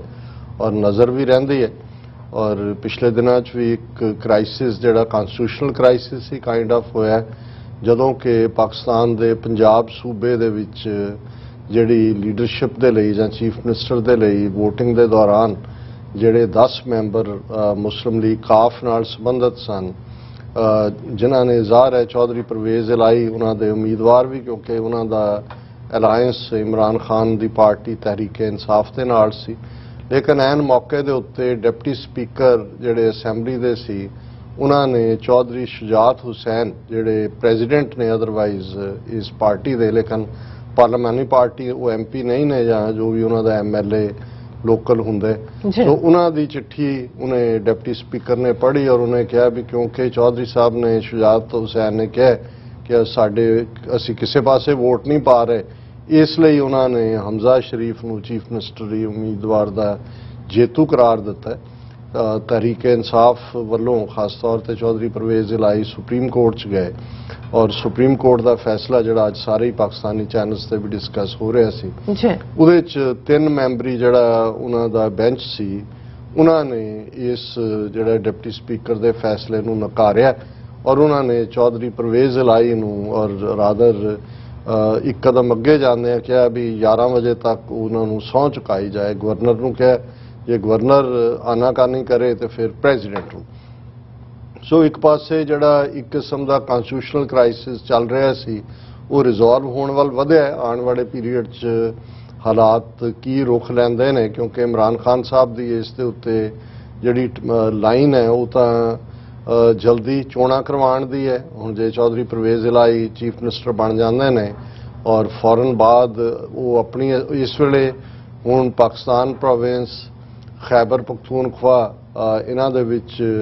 ਔਰ ਕਿਸੇ ਹੱਦ ਤੱਕ ਬਲੋਚਿਸਤਾਨ 'ਚ ਵੀ ਉਹਨਾਂ ਦੀ ਪਾਰਟੀ ਦਾ ਇਨਫਲੂਐਂਸ, ਗਿਲਗਿਤ ਬਾਲਿਸਤਾਨ, ਆਜ਼ਾਦ ਕਸ਼ਮੀਰ ਇਹਨਾਂ ਦੀ ਹਕੂਮਤ ਹੈ, ਸਿੰਧ ਦੇ ਵਿੱਚ ਪੀਪਲਸ ਪਾਰਟੀ ਹੈ ਔਰ ਜੇ ਇਹ ਅਸੈਂਬਲੀਆਂ ਡਿਸੋਲਵ ਹੋ ਜਾਂਦੀਆਂ ਨੇ ਫਿਰ ਜਿਹੜੀ ਸ਼ਹਬਾਜ਼ ਸ਼ਰੀਫ ਦੀ ਫੈਡਰਲ ਹਕੂਮਤ ਹੈ ਉਹਨਾਂ ਦੇ ਲਈ ਗਵਰਨ ਕਰਨਾ ਔਖਾ ਹੋ ਜਾਏਗਾ। ਔਰ ਦੂਸਰਾ ਪਾਰਟ ਜਿਹੜਾ ਹੈ ਉਹ ਦੂਜੀ ਧਿਰ ਜਿਹੜੀ ਸਰਕਾਰੀ ਧਿਰ ਸੀ ਉਹਨਾਂ ਨੇ ਇਸ ਪੀਰੀਅਡ 'ਚ ਪਿਛਲੇ 24 ਘੰਟੇ ਪਹਿਲਾਂ ਹੀ ਪ੍ਰੈਸ ਕਾਨਫਰੰਸ ਕਰਕੇ ਜੁਡੀਸ਼ਰੀ ਨੂੰ ਵੀ ਜਿਹੜਾ ਹੈ ਉਹ ਉਹਦੇ ਤੇ ਸਵਾਲੀਆ ਨਿਸ਼ਾਨ ਚੁੱਕੇ। ਸੋ ਇਹ ਕਈ ਵਾਰ ਇਸ ਗੱਲ ਨੂੰ ਦੇਖਦੇ ਹਾਂ ਦੁੱਖ ਵੀ ਹੁੰਦਾ ਹੈ ਕਿ ਵੀ ਪਾਕਿਸਤਾਨ ਦੇ ਵਿੱਚ ਚਲੋ ਜਿਹੜਾ legislature part civilian administration versus military ਇਹ ਤਾਂ ਰਿਹਾ 75 ਸਾਲ ਦੀ ਹਿਸਟਰੀ 'ਚ, ਲੇਕਿਨ ਜਦੋਂ ਈਵਨ ਫੌਜ ਦੇ ਉੱਤੇ ਵੀ ਸਵਾਲ ਹੋਣ ਜਾਂ ਹੁਣ ਜੁਡੀਸ਼ਰੀ ਵੀ ਇੱਕ ਧਿਰ ਪ੍ਰੈਸ਼ਰ ਬਣਾ ਰਹੀ ਹੈ, ਦੂਜੀ ਨੂੰ ਲੱਗਦਾ ਵੀ ਸ਼ਾਇਦ ਉਹਨਾਂ ਦੇ ਪ੍ਰੈਸ਼ਰ ਅੱਗੇ ਨਾ ਬੋ ਕਰਨ, ਉਹ ਆਪਣਾ ਬਣਾ ਰਹੇ ਨੇ। ਸੋ ਇਹ ਕੋਈ ਬਹੁਤ ਚੰਗੇ ਸਾਈਨ ਨਹੀਂ ਨੇ ਔਰ ਇਹਨਾਂ ਹਾਲਾਤਾਂ 'ਚ ਜਦੋਂ ਕਿ ਇਕਨੋਮੀ ਇੰਨੀ ਬੁਰੀ ਤਰ੍ਹਾਂ ਪ੍ਰਭਾਵਿਤ ਹੋ ਰਹੀ ਹੈ ਕਿ $1 ਦੇ ਬਰਾਬਰ ਪਾਕਿਸਤਾਨੀ ਰੁਪਈਆ ਸ਼ਾਇਦ 230 ਜਾਂ 235 ਤੱਕ ਪਹੁੰਚਿਆ ਹੋਇਆ। ਸੋ ਇਹ ਅਸੀਂ ਇੱਕ ਮੁਲਕ ਦੇ ਵੈਲਵਿਸ਼ਰ ਖੈਰਖਵਾਹ ਹੋਣ ਦੇ ਨਾਤੇ ਹੀ ਇਹ ਕਹਿਣਾ ਚਾਹੁੰਦੇ ਹਾਂ ਕਿ ਭਾਈ ਅਲਟੀਮੇਟਲੀ ਕਿਤੇ ਜਾ ਕੇ ਤਾਂ ਇਹ ਜਿਹੜੀ ਕਸ਼ੀਦਗੀ ਹੈ, ਇਹ ਬਿਟਰਨੈਸ ਹੈ, ਇਸ ਨੂੰ ਰੋਕਣਾ ਪਏਗਾ। ਇਹ ਠੀਕ ਹੈ ਵੀ ਇੰਸਟੀਟਿਊਸ਼ਨ ਜਿਹੜੀਆਂ ਐਗਜ਼ਿਸਟ ਕਰਦੀਆਂ ਨੇ ਉਹ ਕੋਈ ਪਰਫੈਕਟ ਨਹੀਂ ਹੁੰਦੀਆਂ, ਇਹਦੇ 'ਚ ਵੀ ਕੋਈ ਸ਼ੱਕ ਨਹੀਂ ਕਿ ਜਿਨ੍ਹਾਂ ਸੁਸਾਇਟੀਜ਼ 'ਚ ਕਰਪਸ਼ਨ ਦਾ ਬੋਲਬਾਲਾ ਹੋ ਜਾਂਦਾ ਹੈ ਉੱਥੇ ਬਹੁਤ ਕੁਝ ਔਨ ਸੇਲ ਬਣ ਜਾਂਦਾ ਹੈ। ਲੇਕਿਨ ਲੈ ਦੇ ਕੇ ਜੋ ਕੁਝ ਹੁੰਦਾ ਹੈ, ਜਿਵੇਂ ਸਾਡੇ ਮਿੱਤਰ ਡਾਕਟਰ ਰਣਜੀਤ ਸਿੰਘ ਕਈ ਵਾਰ ਉਪਰਾਮ ਵੀ ਹੋ ਜਾਂਦੇ ਸੀ ਆਪਣੇ ਹੀ ਆਲੇ ਦੁਆਲੇ ਤੋਂ ਕਿ ਭਾਈ ਆਪਣੇ ਕਿਸ ਕਿਸਮ ਦੇ ਬੰਦੇ ਨੇ, ਕਹਿੰਦੇ ਕੀ ਨੇ, ਕਰਦੇ ਕੀ ਨੇ, ਤੇ ਫਿਰ ਉਹਨਾਂ ਨੇ ਆਪ ਹੀ ਕਹਿਣਾ, ਉਹਨਾਂ ਨੇ ਕਹਿਣਾ ਡਾਕਟਰ ਸਾਹਿਬ ਹੈ ਤਾਂ ਇਹੀ ਨੇ, ਇਹਨਾਂ ਨਾਲ ਨੂੰ ਹੀ ਨਾਲ ਲੈ ਕੇ ਚੱਲਣਾ ਪੈਣਾ, ਇਹਨਾਂ 'ਚ ਹੀ ਵੱਜਣਾ, ਇਧਰੋਂ ਵੱਜ ਲਓ ਉਧਰੋਂ ਵੱਜ ਲਓ। ਮੈਂ ਕਿਹਾ ਜੀ ਬਸ ਇਹੀ ਗੱਲ ਹੈ ਕਿ ਭਾਈ ਉਹਨਾਂ ਸਾਰਿਆਂ ਦੀਆਂ ਪੋਜ਼ਿਟਿਵਿਟੀਜ਼ ਦੇਖ ਲਓ, ਬਾਕੀ ਇਹੀ ਹੈ, ਇਹਨਾਂ 'ਚੋਂ ਹੀ ਤੁਹਾਨੂੰ ਟੀਮ ਕੱਢਣੀ ਪੈਣੀ ਹੈ, ਇਹਨਾਂ ਨੂੰ ਹੀ ਲੈ ਕੇ ਅੱਗੇ ਤੁਰਨਾ ਪੈਣਾ। ਸੋ ਜਿਹੜੀਆਂ ਵੀ ਐਗਜ਼ਿਸਟਿੰਗ ਇੰਸਟੀਟਿਊਸ਼ਨਸ ਨੇ ਉਹਨਾਂ 'ਚ ਖਾਮੀਆਂ ਵੀ ਨੇ, ਪਰ ਅਲਟੀਮੇਟਲੀ ਜਦੋਂ ਲੋਕਾਂ ਦੀ ਕਿਸਮਤ ਦਾ ਫੈਸਲਾ ਹੁੰਦਾ ਹੈ ਐਜ਼ ਏ ਪਾਕਿਸਤਾਨੀ, ਜਦੋਂ ਮੁਲਕ ਦੇ ਲੋਕ ਫੈਸਲਾ ਕਰਨਗੇ ਉਹਨਾਂ 'ਚ ਸੁਧਾਰ ਹੁੰਦਾ ਜਾਏਗਾ ਕੋਈ ਨਾ ਕੋਈ ਚੀਜ਼। ਪਰ ਜੇ ਅਸੀਂ ਲੌਕ ਸਟਰੋਂਗ ਐਂਡ ਬੈਰਲ ਕਿਸੇ ਚੀਜ਼ ਨੂੰ ਡਿਸਟਰੋਏ ਕਰਨ ਵੱਲ ਵੱਧ ਜਾਵਾਂਗੇ ਤਾਂ ਫਿਰ ਉਹਦੇ 'ਚ ਐਨਾਰਕੀ ਕੇਓਸ ਹੁੰਦਾ, ਉਸ 'ਚੋਂ ਫਿਰ ਕੁਝ ਨਿਕਲਦਾ ਨਹੀਂ ਹੁੰਦਾ, ਤਬਾਹੀ ਨਿਕਲਦੀ ਹੁੰਦੀ। ਹੁਣ ਇੱਕ ਪਾਸੇ ਤਾਂ ਪਾਕਿਸਤਾਨ ਦਾ ਇੱਕ ਵੱਡਾ ਹਿੱਸਾ ਖਾਸ ਤੌਰ ਤੇ ਸਿਆਸੀ ਧਿਰਾਂ, ਮੈਂ ਤਾਂ ਪਿਛਲੇ ਕਈ ਮਹੀਨਿਆਂ ਤੋਂ ਹੀ ਦੇਖ ਰਿਹਾ, ਮੈਨੂੰ ਲੱਗ ਰਿਹਾ ਵੀ ਹੋਰ ਕਿਸੇ ਨੂੰ ਕੋਈ ਕੰਮ ਹੀ ਨਹੀਂ ਹੈ ਤੇ ਕਿਸੇ ਨੂੰ ਇਹ ਨਜ਼ਰ ਨਹੀਂ ਆਉਂਦਾ ਵੀ ਗੁਆਂਢ 'ਚ ਕੀ ਹੋ ਰਿਹਾ ਹੈ, ਇੰਡੀਆ ਕੀ ਕਰ ਰਿਹਾ ਹੈ 20 ਕਰੋੜ ਤੋਂ ਜ਼ਿਆਦਾ ਮੁਸਲਮਾਨਾਂ ਨਾਲ, ਬਾਕੀ ਘੱਟ ਗਿਣਤੀਆਂ ਨਾਲ, ਗਲੋਬਲ ਪਲੇਟਫਾਰਮ ਤੇ ਕੀ ਚੱਲ ਰਿਹਾ ਹੈ, ਪਾਕਿਸਤਾਨ ਦਾ ਐਜ਼ ਏ ਸਟੇਟ ਜਿਹੜੀ ਉਹਦੀ ਅਹਿਮੀਅਤ ਹੈ ਉਹ ਗੇਟਵੇ ਹੈ ਸੈਂਟਰਲ ਏਸ਼ੀਆ 'ਚ ਵੀ। ਹੁਣ ਬਾਈਡਨ ਗਿਆ ਹੈ, ਸਾਊਦੀ ਅਰੇਬੀਆ, ਇਜ਼ਰਾਈਲ ਪਾਲਿਸੀਜ਼ ਰੀਡਿਫਾਈਨ ਹੋ ਰਹੀਆਂ। ਦੂਸਰੇ ਪਾਸੇ ਜਿਹੜਾ ਕਈ ਕੁਝ ਜਿਹੜਾ ਚੱਲ ਰਿਹਾ ਹੈ ਟਰਕੀ ਔਰ ਈਰਾਨ ਰਿਲੇਸ਼ਨਸ਼ਿਪ, ਇਹ ਇੰਨੇ ਅਹਿਮੀਅਤ ਵਾਲੀਆਂ ਚੀਜ਼ਾਂ ਨੇ ਕਿ ਪਾਕਿਸਤਾਨ ਦੇ ਵਿੱਚ ਇਸ ਵੇਲੇ ਉਸ ਕਿਸਮ ਦੀ ਵਿਜ਼ਨਰੀ ਲੀਡਰਸ਼ਿਪ ਹੋਣੀ ਚਾਹੀਦੀ ਹੈ ਜਾਂ ਹੋਣੀ ਚਾਹੀਦੀ ਸੀ ਜਿਹੜੀ ਕਿ ਇਸ ਸਾਰੇ ਦੇ ਵਿੱਚ ਪਾਕਿਸਤਾਨ ਇੱਕੋ ਇੱਕ ਨਿਊਕਲੀਅਰ ਪਾਵਰ ਹੈ ਇਸਲਾਮਿਕ ਮੁਲਕਾਂ ਦੇ ਵਿੱਚ ਵੀ ਔਰ ਅਦਰਵਾਈਜ਼ ਵੀ ਜਮਹੂਰੀਅਤ ਦੇ ਲਿਹਾਜ਼ ਨਾਲ ਵੀ। ਹਾਲਾਂਕਿ ਚਲੋ ਹਰ ਜਮਹੂਰੀਅਤ ਦੀਆਂ ਖਾਮੀਆਂ ਨੇ, ਪਾਕਿਸਤਾਨ ਇੱਕ ਔਰ ਆਬਾਦੀ ਦੇ ਲਿਹਾਜ਼ ਨਾਲ ਵੀ ਕੋਈ 22-23 ਕਰੋੜ ਆਬਾਦੀ ਛੋਟੀ ਨਹੀਂ ਹੁੰਦੀ ਔਰ ਜੇ ਕੋਈ ਵੀ ਉੱਥੇ ਜਿਹੜਾ ਤਬਦੀਲੀ ਹੁੰਦੀ ਹੈ ਕਿਸੇ ਕਿਸਮ ਦੀ ਵੀ ਨੈਗੇਟਿਵ ਵੱਲ ਤੇ ਉਹ ਕਿਵੇਂ ਪ੍ਰਭਾਵਿਤ ਕਰੇਗੀ। ਲੇਕਿਨ ਮੇਰਾ ਖਿਆਲ ਹੈ ਕਿ ਵੀ ਬਹੁਤ ਵਾਰ ਜਿਵੇਂ ਮੈਂ ਆਪਣੇ ਹਵਾਲੇ ਨਾਲ ਵੀ ਇਹ ਗੱਲ ਕਹਿੰਦਾ ਕਿ ਵੀ ਦੁਸ਼ਮਣ ਸਾਡੇ ਨੂੰ ਪਤਾ ਹੈ ਕਿ ਵੀ ਉਹ ਖਾਲਿਸਤਾਨ ਦੇ ਖਿਲਾਫ ਲੜ ਰਹੇ ਨੇ, ਉਹਨਾਂ ਨੇ 4 ਕਦਮ ਅੱਗੇ ਜਾ ਕੇ ਪ੍ਰਬੰਧ ਕੀਤੇ ਹੋਏ ਨੇ ਵੀ ਤੁਹਾਨੂੰ ਉਹਨਾਂ ਨੇ ਕਿਹੜੇ ਟੋਏ 'ਚ ਸੁੱਟਣਾ ਹੈ, ਜੇ ਸਿੱਧੇ ਟੋਏ 'ਚ ਤੁਸੀਂ ਨਾ ਡਿਗੇ ਤੇ ਉਹਨਾਂ ਨੇ ਕਿਹੜਾ ਮੰਕੀ ਰੈਂਚ ਸੁੱਟਣਾ ਤੁਹਾਡੇ ਰਾਹ 'ਚ। ਤੇ ਸਾਡੇ ਸ਼ਾਇਦ ਇੱਕ ਵੱਡੇ ਤਬਕੇ ਨੂੰ ਨਹੀਂ ਪਤਾ ਹੈ ਕਿ ਭਾਈ ਸਾਡੇ 'ਚ ਕਿੰਨੀ ਤਾਕਤ ਹੈ ਔਰ ਖਾਲਿਸਤਾਨ ਦੇ ਲਈ ਜਿਹੜਾ ਹੈ ਸਾਡੀ ਮੰਜ਼ਿਲ ਕਿੰਨੀ ਕਰੀਬ ਹੈ, ਸਾਡਾ ਦੁਸ਼ਮਣ ਸਮਝਦਾ। ਸੋ ਵੱਡਾ ਹਿੱਸਾ ਪਾਕਿਸਤਾਨੀ ਪੋਲੀਟੀਸ਼ੀਅਨਸ ਦਾ ਜਾਂ ਆਵਾਮ ਦਾ ਵੀ ਸ਼ਾਇਦ ਉਹਨਾਂ ਨੂੰ ਅਹਿਸਾਸ ਹੀ ਨਹੀਂ ਹੈ ਕਿ ਉਹਨਾਂ ਦੇ ਕੋਲ ਕਿੰਨਾ ਵੱਡਾ ਤੋਹਫਾ ਹੈ ਜਿਹੜਾ 75 ਸਾਲ ਪਹਿਲਾਂ ਉਹਨਾਂ ਨੂੰ ਕਾਇਦੇ ਆਜ਼ਮ ਨੇ ਦਿੱਤਾ। ਉਹਨਾਂ ਨੇ ਭਾਰਤ ਦੇ ਮੁਸਲਮਾਨਾਂ ਦਾ ਹਾਲ ਦੇਖ ਲਓ, ਫਿਰ ਸਿਰ ਜੋੜ ਕੇ ਬੈਠੋ ਤੇ ਆਪਣੇ ਆਪ ਨੂੰ ਦੇਖੋ। ਔਰ ਮੈਂ ਇੱਕ ਪਾਸੇ ਇਹ ਖਬਰ ਡਿਸਕਸ ਜਦੋਂ ਕੀਤੀ ਹੈ ਨਾਲ ਮੈਂ ਦੇਖ ਰਿਹਾ ਖਬਰ ਜਿਹੜਾ ਉਹਨਾਂ ਦੇ ਆਪਣੇ ਮੀਡੀਆ 'ਚ ਇੰਡੀਅਨ ਮੀਡੀਆ 'ਚ ਪ੍ਰੋਮੀਨੈਂਟਲੀ ਹੈ, India slams move by Pakistan China to involve third countries in CPEC projects. ਹੁਣ ਪਿਛਲੇ ਫਰਾਈਡੇ ਇੱਕ ਮੀਟਿੰਗ ਹੋਈ ਚੀਨ ਔਰ ਪਾਕਿਸਤਾਨ ਦੇ ਨੁਮਾਇੰਦਿਆਂ ਦੀ, ਜਿਹਦੇ 'ਚ ਉਹਨਾਂ ਨੇ ਇਹ ਕਿਹਾ ਕਿ ਭਾਈ ਅਸੀਂ ਜਿਹੜੀਆਂ ਥਰਡ ਕੰਟਰੀਜ਼ ਨੇ ਉਹਨਾਂ ਨੂੰ ਵੀ ਐਨਕਰੇਜ ਕਰਦੇ ਹਾਂ ਅੱਗੇ ਦੱਸੀ ਕਿ ਵੀ ਜਿਹੜੀ ਰਾਊਟ ਤੇ ਨੇ ਜਾਂ CPEC ਪ੍ਰੋਜੈਕਟ ਦੇ ਵਿੱਚ ਆਉਣ ਲਈ, ਔਰ ਇਹਦੇ ਲਈ ਉਹਨਾਂ ਨੇ ਵੈਲਕਮ ਕੀਤਾ। ਇਹ ਜਿਹੜਾ CPEC ਜੁਆਇੰਟ ਵਰਕਿੰਗ ਗਰੁੱਪ ਦੀ ਮੀਟਿੰਗ ਸੀ ਕਿ ਇੰਟਰਨੈਸ਼ਨਲ ਕੋਆਪਰੇਸ਼ਨ ਐਂਡ ਕੋਆਰਡੀਨੇਸ਼ਨ ਦੇ ਉੱਤੇ Pakistan and China decided to welcome interested third countries to join the flagship CPEC। ਹੁਣ CPEC ਪ੍ਰੋਜੈਕਟ ਜਿਹੜਾ ਹੈ ਇਹ ਚਾਈਨਾ ਦੇ one belt one road initiative ਦਾ ਇੱਕ ਹਿੱਸਾ ਹੈ। ਇਹ ਗਵਾਦਰ ਪੋਰਟ ਨੂੰ ਪਾਕਿਸਤਾਨ ਦੀ ਜਿਹੜੀ ਹੈ ਸਿੰਕਿਆਂਗ ਪ੍ਰੋਵਿੰਸ ਦੇ ਨਾਲ ਜੋੜਦੀ ਹੈ, ਔਰ ਇਹਦੇ ਲਈ ਆਲਮੋਸਟ ਕਲੋਜ਼ ਟੂ ਜਿਹੜਾ ਹੈ 75 ਜਾਂ 80 ਬਿਲੀਅਨ ਡਾਲਰ ਕੱਲਾ CPEC ਦੇ ਵਿੱਚ ਦੇ ਉੱਤੇ ਉਹਨਾਂ ਦਾ ਬਜਟ ਹੈ ਚਾਈਨਾ ਦਾ, ਔਰ ਇਹਦਾ ਮਕਸਦ ਜਿਹੜਾ ਹੈ ਪਾਕਿਸਤਾਨ ਦਾ infrastructure, real energy, transportation, roads, ਇਹਨੂੰ ਸਾਰੇ ਨੂੰ ਡਿਵੈਲਪ ਕਰਨਾ। ਹੁਣ ਹਾਲਾਂਕਿ ਮੀਟਿੰਗ 'ਚ ਉਹਨਾਂ ਦਾ ਉਹਦੀ ਅਜੇ ਆਊਟਕਮ ਵੀ ਬਾਹਰ ਨਹੀਂ ਆਈ, ਤੇ ਇੰਡੀਆ ਦੀ ਫੋਰਨ ਮਿਨਿਸਟਰੀ ਦਾ ਸਪੋਕਸਪਰਸਨ ਜਿਹੜਾ ਹੈ ਉਹ ਪ੍ਰੈਸ ਕਾਨਫਰੰਸ ਕਰਦਾ ਹੈ ਇਸ ਦੇ ਉੱਤੇ, ਔਰ ਇਹ ਜਿਹੜਾ ਉਹਨਾਂ ਦਾ ਸਪੋਕਸਪਰਸਨ ਹੈ ਮਿਸਟਰ ਅਰਿੰਦਮ ਬਾਗਚੀ, ਉਹ ਇਹ ਕਹਿੰਦਾ ਹੈ ਕਿ ਜੀ ਅਸੀਂ ਸਟਰੋਂਗਲੀ ਪ੍ਰੋਟੈਸਟ ਕਰਦੇ ਹਾਂ।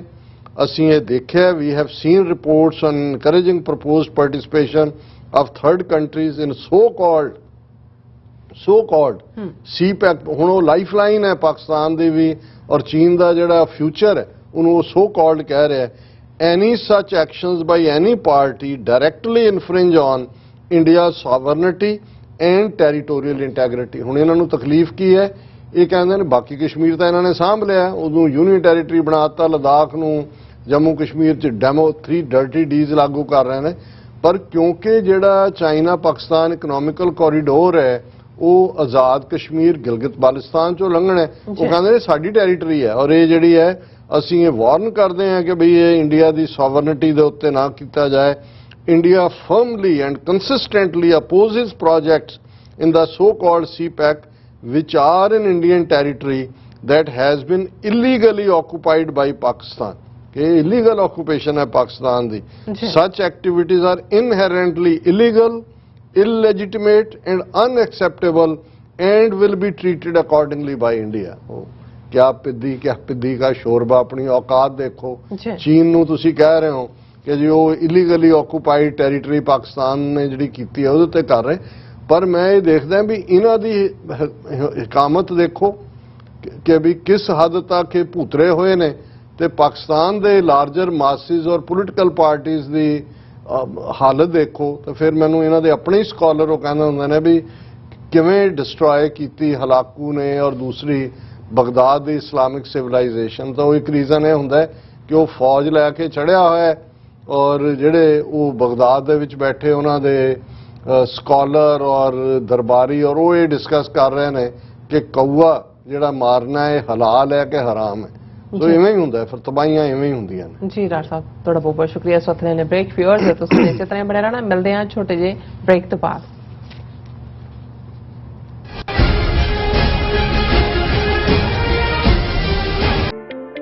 ਸਿਗਨੇਚਰ ਟਰੱਕ ਸਰਵਿਸ ਰਾਊਟ 81 ਉੱਤੇ ਐਗਜ਼ਿਟ 235 ਤੇ ਟਰੱਕਰ ਵੀਰਾਂ ਲਈ 24 ਘੰਟੇ ਰੋਡ ਸਰਵਿਸ ਦੀ ਸੁਵਿਧਾ ਮੌਜੂਦ। Heavy duty repair, oil change, ਪੁਰਾਣੇ ਅਤੇ ਨਵੇਂ tyre, computer diagnostic, DPF cleaning, brake service ਜਾਂ ਰਸਤੇ ਵਿੱਚ ਆਈ ਹਰ ਤਰ੍ਹਾਂ ਦੀ ਰਿਪੇਅਰ ਪ੍ਰੋਫੈਸ਼ਨਲ ਟੀਮ ਵੱਲੋਂ ਕੀਤੀ ਜਾਂਦੀ ਹੈ। ਬ੍ਰੇਕਫਾਸਟ, ਲੰਚ ਅਤੇ ਡਿਨਰ ਲਈ ਪੰਜਾਬੀ ਢਾਬੇ ਦਾ ਆਨੰਦ ਵੀ ਮਾਣੋ।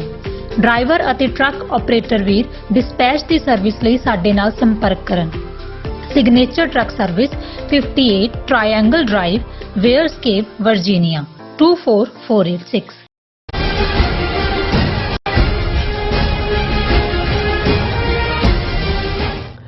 ਦਰਸ਼ਕੋ ਬ੍ਰੇਕ ਤੋਂ ਬਾਅਦ ਤੁਹਾਡਾ ਸਭ ਦਾ ਭਰਪੂਰ ਸਵਾਗਤ ਹੈ। ਸੋ ਵੀਅਰਸ ਗੱਲਬਾਤ ਕਰਨ ਜਾ ਰਹੇ ਹਾਂ ਕਿ ਹੁਣ ਪੰਜਾਬ ਵਿੱਚ ਵੀ ਇਮਤਿਹਾਨ ਦੇਣ ਵਾਲੇ ਵਿਦਿਆਰਥੀਆਂ ਦੇ ਕੜੇ ਲੁਹਾਏ ਜਾ ਰਹੇ ਨੇ। ਸੋ ਰਾਜਸਥਾਨ ਵਿੱਚ ਇੱਕ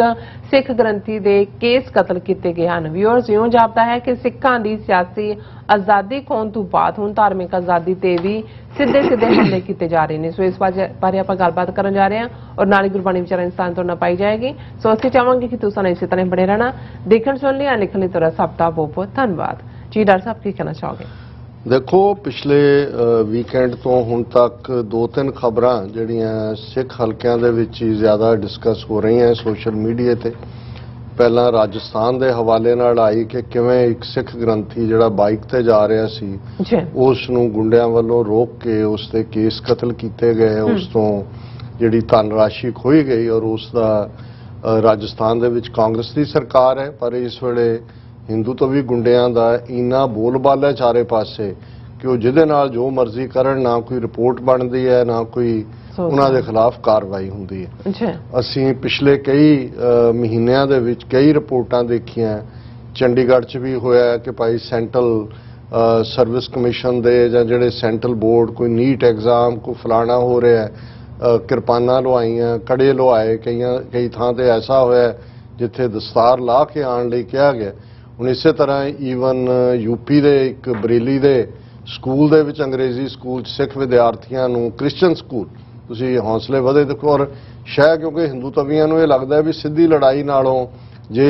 ਟਕਰਾਅ ਇਸ ਪਾਸਿਓਂ ਕਰਾਇਆ ਜਾਏ ਤਾਂ ਉਹਨਾਂ ਨੂੰ ਜ਼ਿਆਦਾ ਸੂਟ ਕਰਦਾ ਹੈ। ਸਿੱਖ ਬੱਚਿਆਂ ਨੂੰ ਕਿਹਾ ਗਿਆ ਜੀ ਤੁਸੀਂ ਦਸਤਾਰ ਬੰਨ੍ਹ ਕੇ ਨਹੀਂ ਆ ਸਕਦੇ। ਬਾਅਦ ਦੇ ਵਿੱਚ ਜਦੋਂ ਪ੍ਰੋਟੈਸਟ ਹੋਇਆ ਜਾਂ ਦੂਜਾ ਤੇ ਫਿਰ ਜਿਹੜਾ ਉਹ ਹਿੰਦੂ ਤਵੀ ਜਥੇਬੰਦੀਆਂ ਅੱਗੇ ਆ ਗਈਆਂ, ਉਹਨਾਂ ਨੂੰ ਕਿ ਜੀ ਇਹਨਾਂ ਨੂੰ ਸਬਕ ਸਿਖਾਵਾਂਗੇ। ਫਿਰ ਅਸੀਂ ਦਿੱਲੀ ਦੇ ਹਵਾਲੇ ਨਾਲ ਖਬਰ ਦੇਖੀ ਕਿ ਜੀ ਉੱਥੇ ਇੱਕ ਸਿੱਖ ਬੀਬੀ ਜਿਹੜੀ ਐਗਜ਼ਾਮ ਦੇਣ ਗਈ ਕੜੇ ਨਾਲ, ਉਹਨੂੰ ਕਿਹਾ ਗਿਆ ਵੀ ਕੜਾ ਲਾ ਤੂੰ ਬੈਠ ਨਹੀਂ ਸਕਦੀ। ਹਾਲਾਂ ਦਿੱਲੀ ਕਮੇਟੀ ਹਾਈ ਕੋਰਟ 'ਚ ਉਹਨੇ ਕਿਹਾ ਜੀ ਨਹੀਂ ਇਹ ਹੱਕ ਹੈ।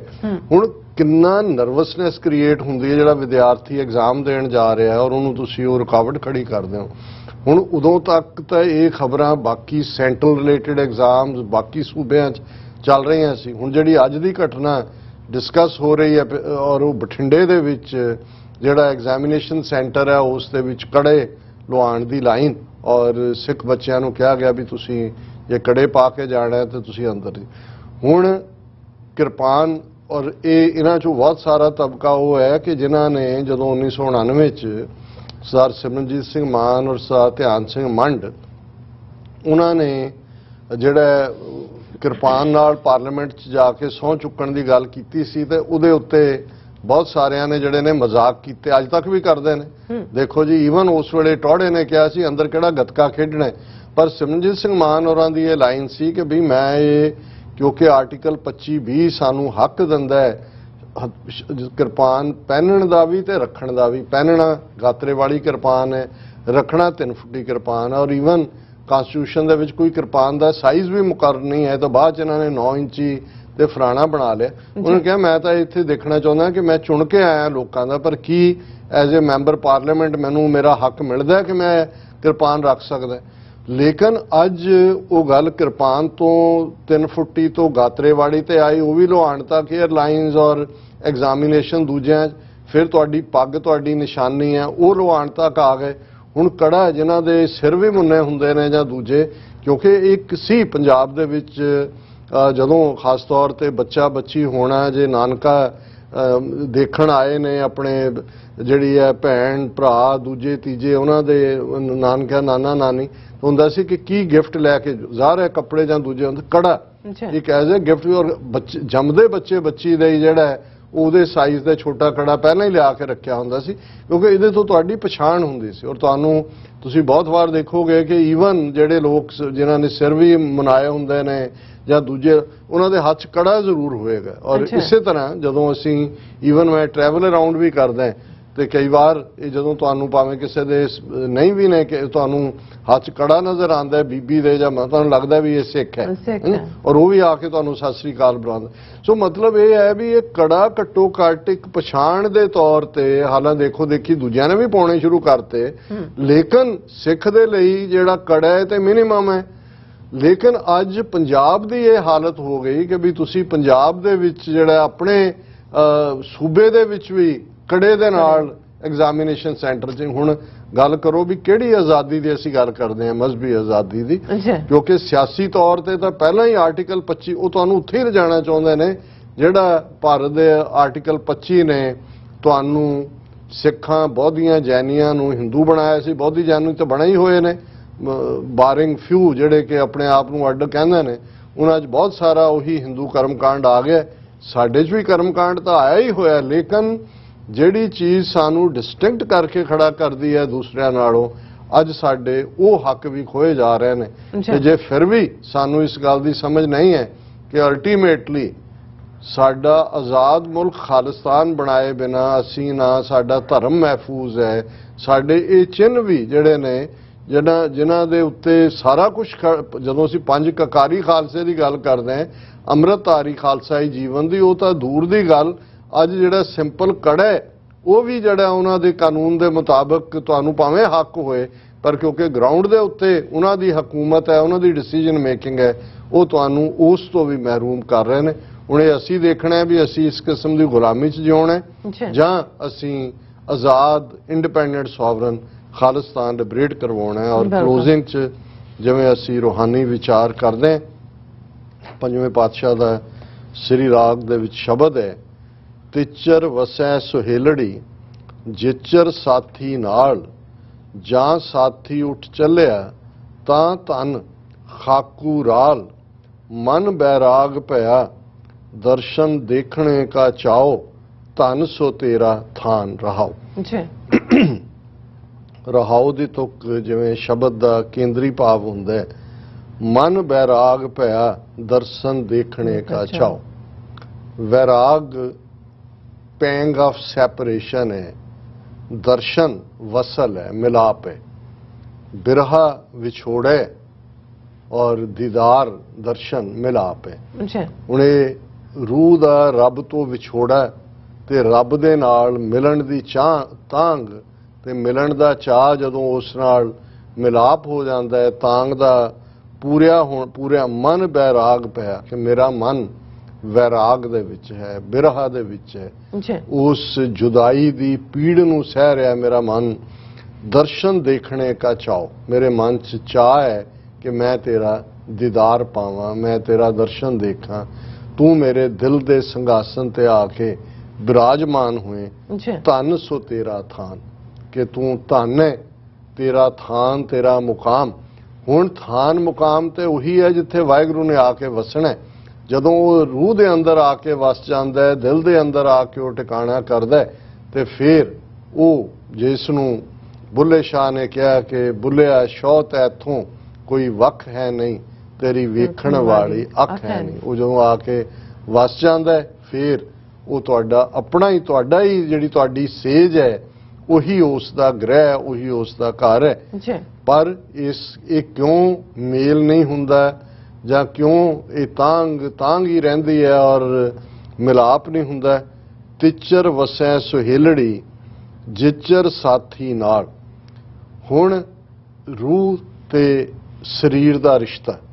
ਕਿ ਭਾਈ ਅਸੀਂ ਸਾਰਾ ਜਿਹੜਾ ਦਾਰਮਦਾਰ ਹੈ ਉਹ ਸਰੀਰ ਨੂੰ ਪਾਲਣ ਤੇ ਰੱਖਦੇ ਹਾਂ,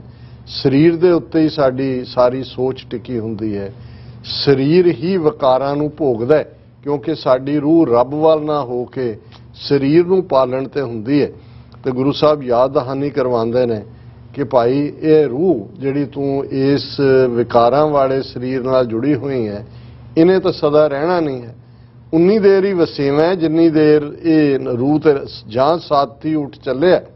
ਕਿ ਜਦੋਂ ਇਹ ਰੂਹ ਨਿਕਲ ਗਈ ਵਜੂਦ ਚੋਂ, ਜੈ ਸਾਥੀ ਜਾਂ ਸਾਥੀ ਉੱਠ ਚੱਲਿਆ ਤਾਂ ਤਨ ਖਾਕੂ ਰਾਲ, ਤਨ ਹੈ ਇਸਤਰੀ, ਕਿ ਫਿਰ ਇਹ ਜਿਹੜਾ ਵਜੂਦ ਹੈ ਇਹ ਤਾਂ ਮਿੱਟੀ ਦੇ ਨਾਲ ਰਲ ਜਾਏਗਾ, ਮਿੱਟੀ ਹੋ ਜਾਏਗਾ ਜਿਹੜੀ ਦੇਹ ਦੇ ਨਾਲ ਅਸੀਂ ਮੁਹੱਬਤ ਪਾਈ ਹੋਈ ਹੈ। ਔਰ ਇਹ ਜਦੋਂ ਇਹ ਰਹਾਉ ਦੀ ਤੁਕ ਦੇ ਵਿੱਚ ਦਰਸ਼ਨ ਦੇਖਣਾ ਕਾ ਚਾਓ, ਇਹ ਜੀਵਨ ਦਾ ਮਨੋਰਥ ਹੈ। ਜਿਚਰ ਵਸਿਆ ਕੰਤ ਘਰ ਜਿਉ ਜਿਉ ਸਭ ਕਹਾਤ, ਜਾਂ ਉੱਠੀ ਚਲਸੀ ਕੰਤੜਾ ਤਾਂ ਕੋਏ ਨਾ ਪੁੱਛੈ ਤੇਰੀ ਬਾਤ। ਹੁਣ ਇਹ ਇਸਤਰੀ ਪੁਰਖ ਦੇ ਸੰਬੰਧਾਂ ਵਾਲੇ ਇਸ਼ਾਰਾ ਹੈ ਕਿ ਔਰਤ ਦਾ ਮਾਣ ਉਹਦੇ ਕੰਤ ਨਾਲ ਹੀ ਹੁੰਦਾ, ਉਹਦੇ ਪਤੀ ਨਾਲ ਹੁੰਦਾ, ਉਹਦੇ ਪਿਆਰੇ ਨਾਲ ਹੁੰਦਾ ਕਿ ਜਿੰਨੀ ਦੇਰ ਉਹ ਹੈ ਸਾਰੇ ਹੀ ਜਿਉ ਕਰਦੇ ਨੇ, ਅਦਰਵਾਈਜ਼ ਤਾਂ ਉਸ ਦਾ ਰੁਤਬਾ ਫਿਰ ਇੱਕ ਵਿਧਵਾ ਵਾਲਾ ਹੁੰਦਾ, ਉਸ ਨੂੰ ਕੋਈ ਜਿਹੜਾ ਮਾਣ ਇੱਜ਼ਤ ਨਹੀਂ ਹੁੰਦੀ। ਹੁਣ ਇਹ ਗੱਲ ਅਲੰਕਾਰ ਹਸਬੈਂਡ ਵਾਈਫ ਦਾ ਇਸਤੇਮਾਲ ਕਰਕੇ ਅਸਲ ਦੇ ਵਿੱਚ ਰੂਹ ਔਰ ਸਰੀਰ ਦੇ ਸੰਬੰਧਾਂ ਦੀ ਗੱਲ ਹੈ ਕਿ ਤੇਰੀ ਹੋਂਦ ਰੂਹ ਨੂੰ ਯਾਦ ਦਹਾਨੀ ਕਰਵਾਈ ਹੈ ਕਿ ਤੇਰੀ ਹੋਂਦ ਤਾਂ ਵਾਹਿਗੁਰੂ ਦੇ ਵਿੱਚ ਹੈ, ਤੂੰ ਉੱਥੋਂ ਆਈ ਹੈ ਔਰ ਉੱਚ ਜਾਣਾ, ਪਰ ਜਦੋਂ ਤੂੰ ਇਸ ਸਬੰਧ ਦੇ ਨਾਲੋਂ ਦੁਨਿਆਵੀ ਸਬੰਧ ਨੂੰ ਪਹਿਲ ਦਿੱਤੀ ਜਾਂ ਉੱਠੀ ਚਲਸੀ ਕੰਤੜਾ ਤਾਂ ਕੋਈ ਨਾ ਪੁੱਛੇ ਤੇਰੀ ਬਾਤ। ਜਦੋਂ ਇਹ ਖਤਮ ਹੋ ਗਈ ਦੇ ਤੇ ਤੇਰੀ ਗੱਲ ਮੁੱਕ ਗਈ, ਕਿਹਨੇ ਤੇਰੀ ਬਾਤ ਪੁੱਛਣੀ ਹੈ। ਪਈੜੈ ਸਹਿ ਸੌ ਸੇਵ ਤੂੰ, ਸਹੁਰੜੈ ਸੁਖ ਵਸ, ਗੁਰ ਮਿਲ ਚੱਜ ਅਚਾਰ ਸਿੱਖ, ਤੁਧ ਕਦੇ ਨਾ ਲੱਗੈ ਦੁੱਖ। ਹੁਣ ਬਹੁਤ ਵਾਰ ਗੁਰਬਾਣੀ 'ਚ ਅਸੀਂ ਦੇਖਦੇ ਹਾਂ ਕਿ ਪੇਕੇ ਤੇ ਸਹੁਰੇ ਘਰ ਦੀ ਗੱਲ ਕਰਦੇ ਆ ਇਹ ਕਿਹਾ ਗਿਆ ਕਿ ਭਾਈ ਇਹ ਜਿਹੜੀ ਤੈਨੂੰ ਇਨਸਾਨੀ ਜੀਵਨ ਹੈ ਇਹ ਪੇਕਾ ਘਰ ਹੈ ਤੇ ਜਿੱਥੇ ਅਸੀਂ ਤੁਰ ਜਾਣਾ ਉਹ ਸਹੁਰੇ ਜਾਣਾ, ਤੇ ਸਹੁਰੇ ਘਰ ਦੇ ਲਈ ਬਹੁਤ ਵਾਰ ਮਾਵਾਂ ਤਿਆਰ ਕਰ ਰਹੀਆਂ ਹੁੰਦੀਆਂ ਨੇ ਧੀਆਂ ਨੂੰ ਕਿ ਭਾਈ ਉੱਥੇ ਜਾ ਕੇ ਤੂੰ ਲਾਜ ਨਾ ਲਵਾਈ, ਤੈਨੂੰ ਰੋਟੀਆਂ ਪਕਾਉਣੀਆਂ ਨਹੀਂ ਆਉਂਦੀਆਂ, ਤੈਨੂੰ ਦਾਲ ਸਬਜ਼ੀ ਬਣਾਉਣੀ ਨਹੀਂ ਆਉਂਦੀ, ਘਰ ਦੇ ਕੰਮ ਦਾ ਚੱਜ ਅਚਾਰ ਨਹੀਂ ਹੈ ਕਿ ਜਿਹੜਾ ਉਹ ਤੂੰ ਜਾ ਕੇ ਬੇਇੱਜ਼ਤੀ ਕਰਾਏਂਗੀ। ਹੁਣ ਗੁਰੂ ਸਾਹਿਬ ਇਹ ਯਾਦ ਦਹਾਨੀ ਕਰਵਾਉਂਦੇ ਨੇ ਕਿ ਭਾਈ ਉਹ ਦੁਨਿਆਵੀ ਪੇਕਾ ਹੋਏ ਜਾਂ ਦੁਨਿਆਵੀ ਸਹੁਰਾ ਘਰ ਹੋਏ,